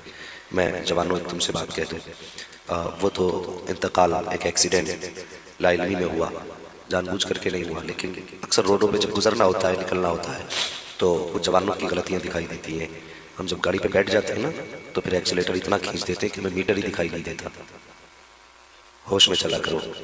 अगर आप ये सोचते हो कि टूटेगी तो मेरी तो टूटेगी, या फूटेगी तो मेरी तो फूटेगी, पहली बात तो ये डॉक्टर साहब बैठे, इनसे पूछो क्या आँख की भी कोई कीमत हो सकती है? एक आँख, अगर मैं आपसे कहूँ आप 10 लाख ले लो, एक आँख दे दो, दे दोगे? कोई 50 लाख में एक हाथ कटवा देगा? 1 करोड़ में कोई एक टांग कटवा देगा? ये अल्लाह की बेकीमत नेमतें हैं जिसकी कोई कीमत नहीं लगाई जा सकती। और मैं दावे के साथ कहता हूँ, जैसी रब ने बनाई है ना, अगर ये टूट जाए तो बड़े से बड़ा डॉक्टर इसको वैसा नहीं कर सकता जैसा रब ने बनाया है। बेशक ये जहन में बात रखा था। ये बात अलग है, हर चीज का इलाज है, इलाज है, दोबारा नहीं मिलता कुछ भी। हाँ, बड़े बड़े माहिर लोगों की हमने जोड़ी हुई हड्डियां देखी हैं, हड्डियां जोड़ भी दी, बराबर भी कर दिया उसने, देखने में नहीं लगता, लेकिन फिर वो उतना वजन नहीं उठा सकता हाथ जो उस हाथ से आदमी वजन उठा सकता जो रब ने बनाया। तो कोशिश ये किया करो, अपने जिस्म की हिफाजत किया करो और जान की हिफाजत किया करो।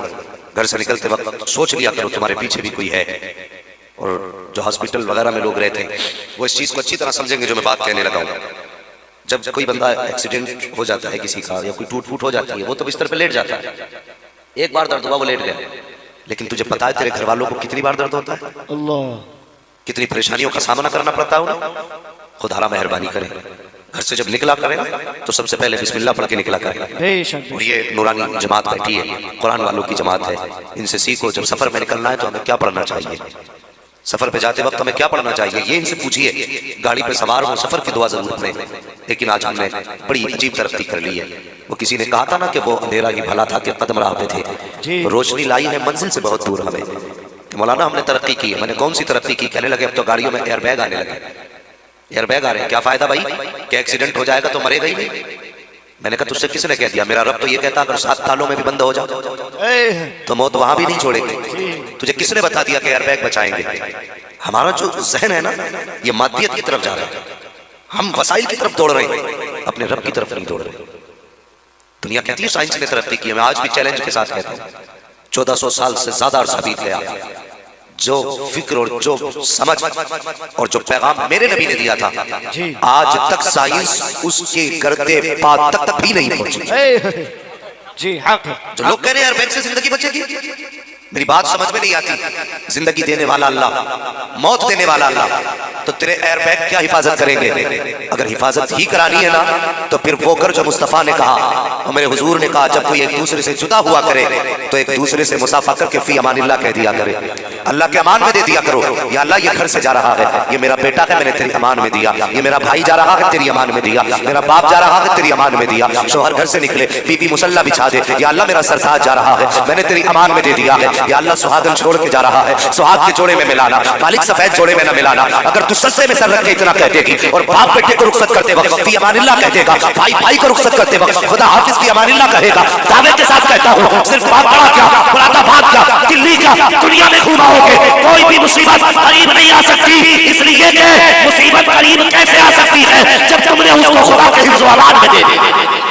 नारे तकबीर, नारे रिसालत, मसलके आला हज़रत उलमाए अहले सुन्नत, मुफ्ती हम्माद रज़ा साहब क़िबला, सुभान अल्लाह सुभान अल्लाह। कुरान वाले कहते बेटे थोड़े दिन मदरसे में आ जा, जी हाँ जागा, लेकिन 25 मिनट के लिए मदरसे में भेजेंगे, 25 मिनट के लिए। और 25 मिनट में 3 मिनट लेट हो गया तो फौरन फोन, अभी लल्ला नहीं आया, क्यों? ट्यूशन को जाना था। जी जी यही है। 24 घंटे में कितने घंटे दिए कुरान के लिए? अल्लाह, 25 मिनट, और वो भी भागते भागते। वो भी कैसे कि जा जब तक चाय बन रही है मौलाना कुछ वक्त सुनाइए। जी जी ये दिया हमने कुरान। मुझे बताइए जिस बच्चे को जिंदगी में हमने सिर्फ 25 मिनट दिए कुरान के लिए, वो जवानी में कुरान की अहमियत समझेगा?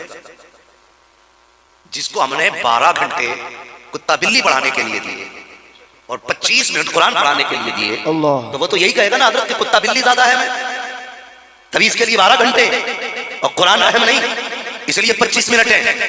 अपने जहनों का इलाज करो। याद रखना, मैं तालीम का मुखालिफ नहीं, मैं कहता हूं इल्म हर जायज इल्म अगर दीन की खिदमत के लिए सीखा जाए तो वो इल्म दीन होता है। जी आप कोई भी इल्म सीखिए, साइंस सीखिए, हिंदी इंग्लिश किसी भी जबान की आप तालीम हासिल करें, लेकिन खुदा रहा इससे पहले मुस्तफा की तालीम हासिल करें। बेशक दीनी तालीम जरूरी है। जरूरत है। अगर आपको दीन नहीं आएगा तो बताइए फिर आखिरत को कैसे जाना? बेशक हक है। ये हाजी साहब नसीब वाले हैं कि जहाँ इनके बेटे डॉक्टर भी हैं, पढ़े लिखे हैं, एक बेटा हाफिज कुरान भी है। वाह वाह वाह, जिंदा। मैं अक्सर कहता हूँ इस बात को कि अपने घर में एक दरख्त कुरान का जरूर लगा। हज़रत इस दौर में जरूरी है घर के अंदर कम से कम एक आलिम का होना, वरना अकीदे महफूज नहीं रह रहे। बेशक अकीदे महफूज नहीं है। अब ईमान के जनाजे निकलते जा रहे हैं, जितना पैसा बढ़ रहा है इतना ईमान कमजोर होता जा रहा है। बेशक। इसलिए घर में अगर एक भी हाफिज कुरान होगा ना तो वो अपने घर की हिफाजत करेगा, बेशक। अपने भाइयों के अकीदे की हिफाजत करेगा। और सिर्फ यही नहीं, जब मौत आएगी ना तो घर वाले बेबसी की मौत नहीं मरेंगे, ये याद रखना। घर वाले बेबसी की मौत नहीं मरेंगे जी। अभी हॉस्पिटल में बैठे थे, वहाँ वो दस्तरखान पे बैठे थे, मौलाना महराज साहब के यहाँ पे डॉक्टर साहब भी थे, तो फोन आया, बोले उसका इंतकाल हो गया, घर वाले धरना दे रहे हैं हॉस्पिटल में कि ये मरा कैसे, कोई खातून थी उसका इंतकाल हुआ, क्या धरना दे रहे हैं। मुझे एक बात बताइए, मेरी बात गौर से सुने। और डॉक्टर साहब ये मत समझ रही हॉस्पिटल बंद करने की बात कर रहा है, लेकिन मशवरा मेरा अपने लोगों को, मैं कहता हूँ अगर कोई बंदा ऐसा लगे कि ये बचेगा नहीं, उम्र काफी आ गई है, तो फिर उसे ऐसी अस्पताल ना लेके जाओ जहाँ कुरान वाले ना। ये बहुत बड़ी बात कह रहा हूँ, शायद आपको तो हल्की लगे, लेकिन सुने, ऐसी जगह मत लेके जाना जहाँ कुरान वाले ना।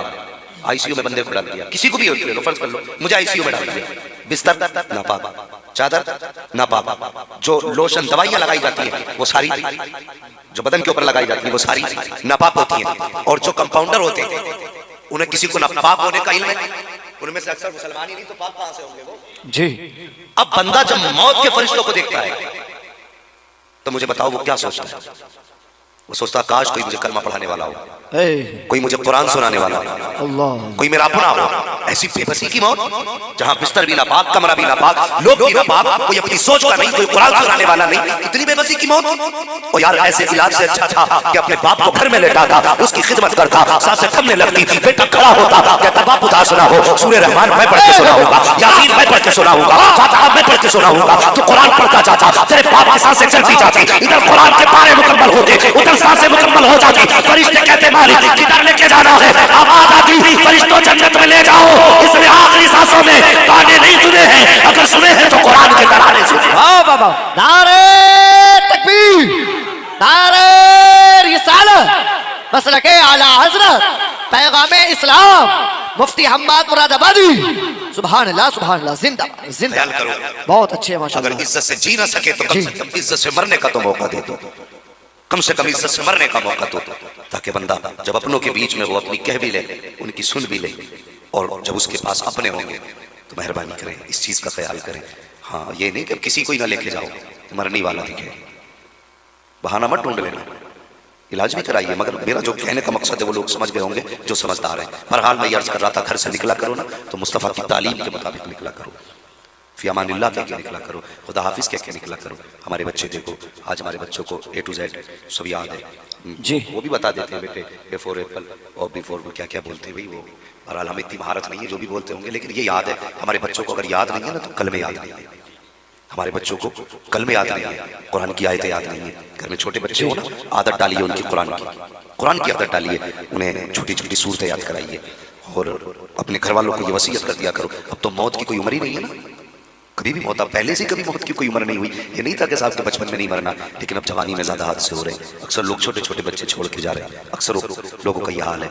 तो फिर फोन करें आप, हो सकता है पांचों वहां भी पहुंच जाए।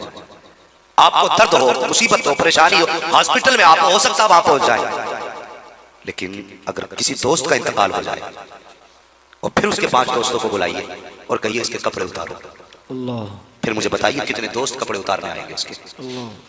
जो तेरे गले में हाथ डाल कर चलने वाले थे ना, वो आज तुझे हाथ लगाने के लिए तैयार नहीं, तेरे बदन से डर लगता हो, तुझे छूने तैयार नहीं। जिनकी यारी पे फख्र था, आज वो तेरे बदन के कपड़े नहीं उतार सकते। अगर कोई पक्का दिल करके उतार भी दे तो उससे कहना जरा गुस्ल भी दे, फिर मुझे बताना वो तेरे बदन को हाथ लगाएगा कि नहीं।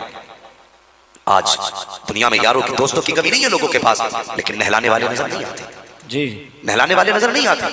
बुलाया जाता, फला को बुलाओ वो गुस्ल देगा, फला को बुलाओ वो गुस्ल देगा, और यार यहाँ तक अगर हो भी गया तो फिर कब्र में उतारने तैयार नहीं, क्योंकि कोई पैर पकड़ लेगा मुर्दा, हाथ पकड़ लेगा कि निकलने नहीं देगा। और जिन्हें तू दोस्त कहता रहा वो तुझे आज हाथ लगाने तैयार नहीं, जो रात दिन तेरे सीने से सीना लगा के खड़े रहे, आज वो तेरा चेहरा छूने तक तैयार नहीं है, तुझे कब्र में उतारने तक के लिए तैयार नहीं है। किनकी यारी के लिए तूने मुस्तफा से रिश्ता तोड़ा, किनकी दोस्ती के लिए तूने खुदा से रिश्ता तोड़ा है, जरा मुझे भी तो समझा। जब तुझे कब्र में उतारा जा रहा है तो न तुझे उतारने के लिए कोई अपना आया है, न कोई करीबी आया है। कौन उतारेगा? फला प्रधान उतारेंगे, फला पंच उतारेंगे, ये दाढ़ी वाले मुल्ला जी उतारेंगे। क्यों? आज इनकी जिम्मेदारी रह गई। तू कहां गया था? तू क्यों नहीं उतार सकता? चल उतार दिया कब्र में। मुझे बता तो सही, जो कहते थे तेरे साथ जिएंगे मरेंगे, जो कहते थे साथ खाएंगे साथ पिएंगे, तेरे बगैर कदम आगे नहीं बढ़ाएंगे, मुझे बता जब मिट्टी डालने की बारी आई है तो वही 5 खड़े होकर कहते हैं कि नहीं यहाँ भी मिट्टी डालो, अभी मिट्टी कम रह गई है, इधर सुराख रह गया है। सारे सुराख तलाश कर करके बंद किए जा रहे हैं। जिनकी यारी पे तुझे नाज था उन्होंने एक सुराख फेंक के बंद कर दिया ताकि कोई दाग कब्र में बाकी न रह जाए। और उसके बाद जब मिट्टी पड़ी है, फातिहा का इंतजार कौन करता है साहिब? यहाँ तो बिरयानी की तरफ दौड़ने लगते हैं लोग, प्लेटों के लिए लड़ जाते हैं लोग, कहते हैं नहीं नहीं हमें जल्दी जाना है, बिरयानी ठंडी हो रही है, लोगों को खाना खिलाना है। और मुझे बता तो सही किसे छोड़ के जा रहा है? जो रातों में तेरे लिए उठ के आता रहा, तूने उसे छोड़ दिया है। जो तेरी आवाज पे छलांग लगा के आता रहा, तूने उसे छोड़ दिया है। जो तेरे लिए तापता रहा, तूने उसे छोड़ दिया है। छोड़ के क्यों जा रहे हो? तो यार कहते अब हमारा काम रही है, यहाँ तक हमारा काम था, अब मुझे बता तो सही यहाँ तक यार का काम था,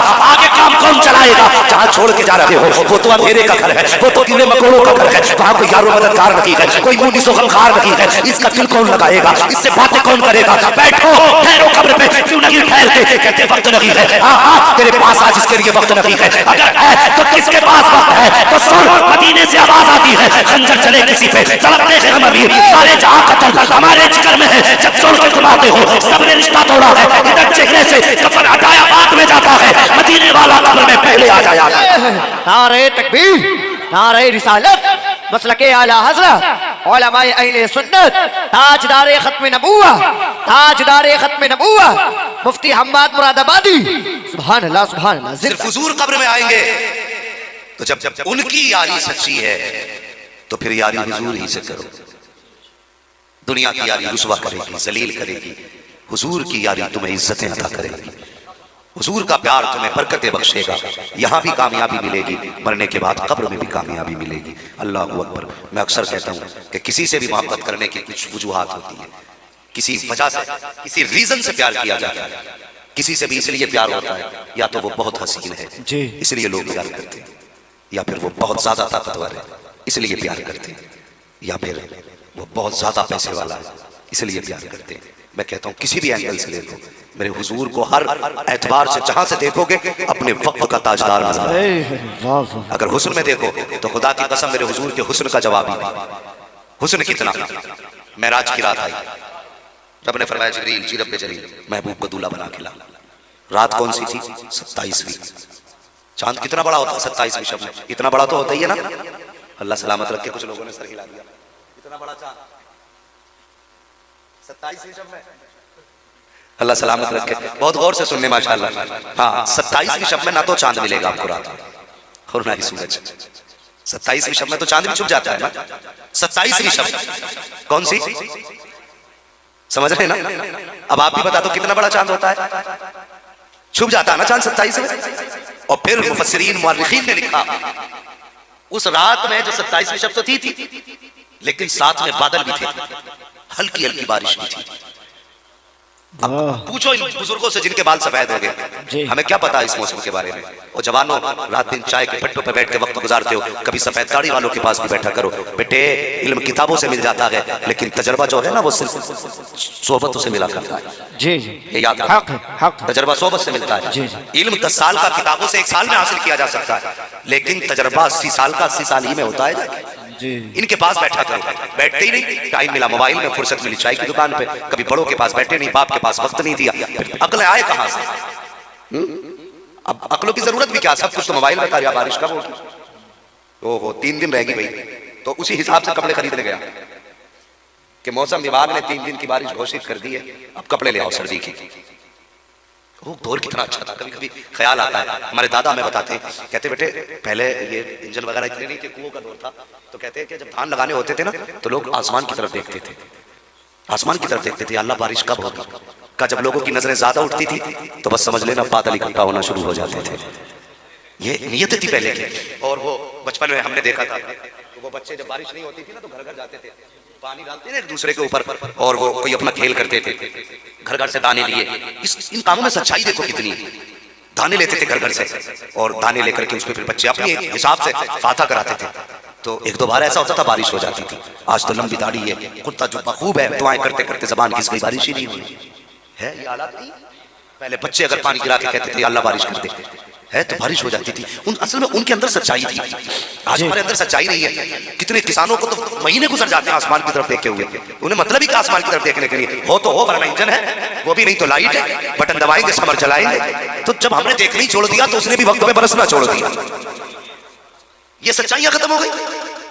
तो मैं जो अर्ज कर रहा था, कभी बड़े बूढ़ों के पास बैठो, इनसे भी कुछ नसीहत सीखा करो। ये सफेद बालों वाले लोग बताएंगे, तजर्बा इन्हीं के पास बैठने से आया। अपना ज़्यादा वक्त बड़े बूढ़ों में लगाया करें, बड़े बूढ़ों में। बस यूं समझें कि 27वीं रात, चांद कितना बड़ा, खत्म 27 में छुप जाता कि नहीं, बोलो छुपता कि नहीं?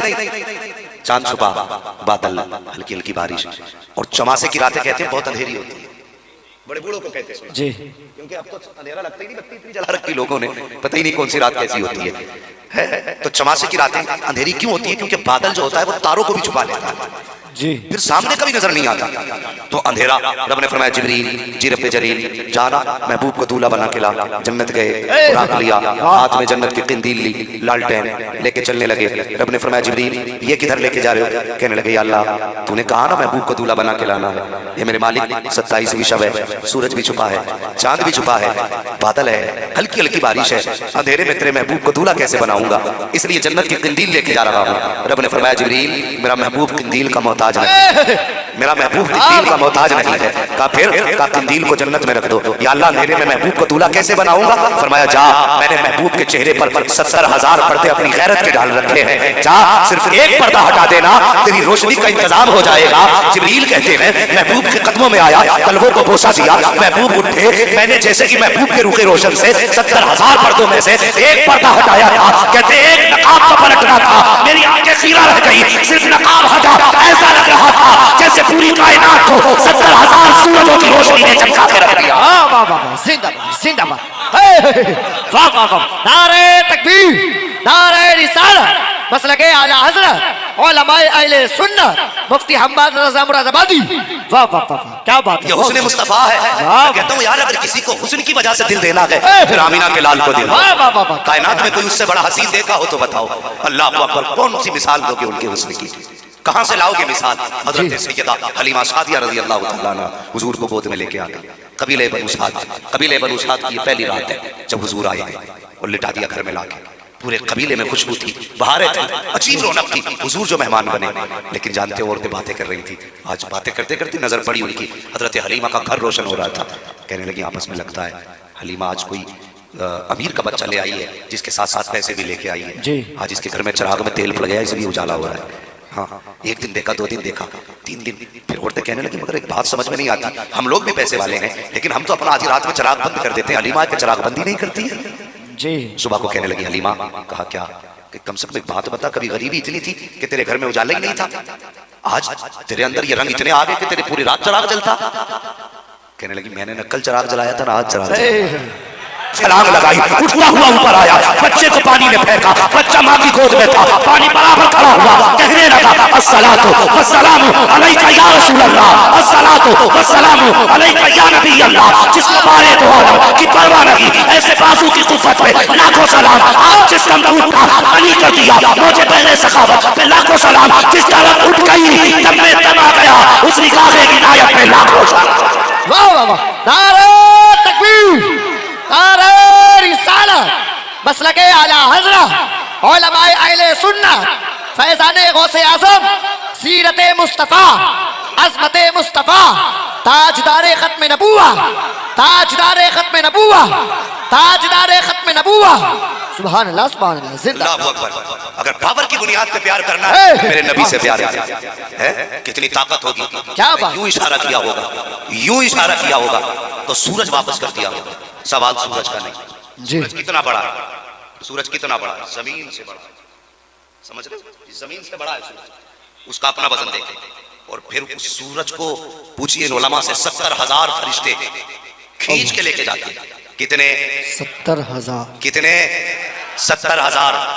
नूर की उसके अंदर नकेले पड़ी हुई जंजीरें, उन जंजीरों के जरिए 70,000 फरिश्ते खींच के लेके जाते हैं। मुफस्सिरीन फरमाते हैं टूटी तो ये थी ना कि फिर पूरब से पश्चिम लेके जाना था सूरज को, फरिश्ते खींच के लेके जा रहे थे। वो अपने काम में मसरूफ थे, लेकिन जब हुजूर ने इशारा किया तो सिर्फ सूरज नहीं आया, बाज ने यहां तक लिखा कि ऐसा लग रहा था कि 70,000 फरिश्ते भी सूरज के साथ टंगे चले आ रहे थे। वाह, उंगली की पावर, ये उंगली की पावर है। बताओ जिसकी उंगली में इतनी ताकत होगी उसके पंजे में कितनी ताकत होगी, मुझे बताओ तो सही। अगर ताकत की बुनियाद पे प्यार करना है तो फिर मेरे हुजूर से बड़ा कोई ताकतवर लाके दिखा, उनसे प्यार करो। और सुनो, इतना सब कुछ होते हुए भी, सब कुछ होते हुए भी फिर वो कितना करीब है, मेरा नबी कितना रहम दिल है। अल्लाह अकबर। बस बात खत्म करने लगा। कितने रहमदिल मेरे हुजूर मस्जिद नबवी में बैठे, साहबा की अंजुमन है, और एक छोटा सा बच्चा था, छोटा सा बच्चा, और बाप का इंतकाल हो चुका था। तो चचा ने गोद ले लिया था उसको, मतलब अपनी कफालत में ले लिया था। माँ ने दूसरी जगह निकाह कर लिया था, क्योंकि चचा ने उसको निकाल दिया था माँ को उसकी, तो उसने दूसरी जगह निकाह कर लिया था अपना जाकर के, और बच्चा जो था चचा के पास था। तो ये बकरियां चराने के लिए चचा ने ले दी। अल्लाह माफ़ फरमाए, माफ़ करना मुझे भी, मैं थोड़ी सी कड़वी बात बता दूँ। आज इंतकाल हो जाता ना बाप का, तो चचा भतीजों के कंधे पर हाथ रख के कहता आज से मैं इनके बाप की तरह इनका ख्याल करूँगा।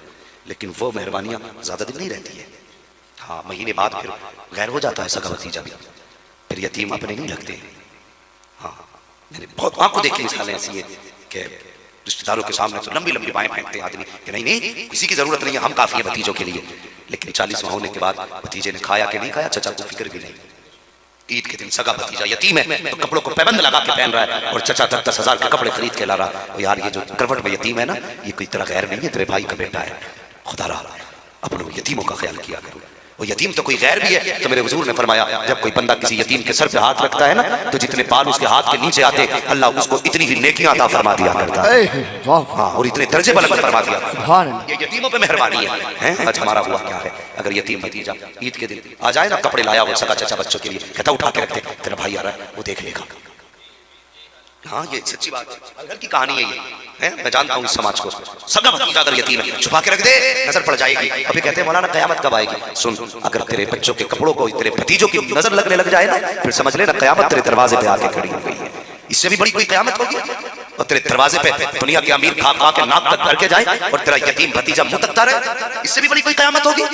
किस चीज को कयामत कहते हो? जमीन फटेगी उसे कयामत, आसमान गिर जाएगा उसे कयामत, पहाड़ हवाओं में उड़ेंगे उसे कयामत। और यार सबसे बड़ी कयामत तो ये है कि जब तेरा बेटा नाक तक भर के खा के सोया हो और पड़ोस में तेरा यतीम भतीजा भूख की वजह से करवटें बदल रहा हो, तो समाज इससे बड़ी कयामत तेरे दरवाजे पे नहीं आ सकती। अगर खुदा ने तौफीक दी है तो अपने गैर यतीमों का भी ख्याल किया करो। और जब किसी यतीम को सोचो ना तो अल्लाह का शुक्र अदा किया करो कि अल्लाह तेरा शुक्र है तूने भी मेरे बच्चों के सर पे मेरा साया सलामत रखा है। ये भी तो हो सकता था इसकी तरह मेरे बच्चे भी किसी के दरवाजे की ठोकरें खा रहे होते जी। ये भी तो हो सकता था जैसे आज इसके बदन के कपड़े फटे, लोग मेरे बच्चों को धक्का देके हटाते। सर्दियों के मौसम में तुमने सामान बेचने वाले नहीं देखे? और कितनों के पैर में यार जूती भी नहीं होती है, लेकिन गलियों में आवाजें लगाते फिरते हैं कि मूंगफली ले और ये लो और वो लो। हमारा तो मन था मूंगफली खाने का, आवाज दी बच्चे इधर आ, 10 रुपए की ले मूंगफली दे, 20 रुपए की मूंगफली दे, या कोई भी सामान उससे खरीद लिया तुमने, लेकिन एक बार नजर डाल के पैरों की तरफ नहीं देखा। अल्लाह, तो 2 मूंगफली के लिए लड़ गया कि 2 दाने ज्यादा डाल दे, और तूने उसके पैरों की तरफ देखा?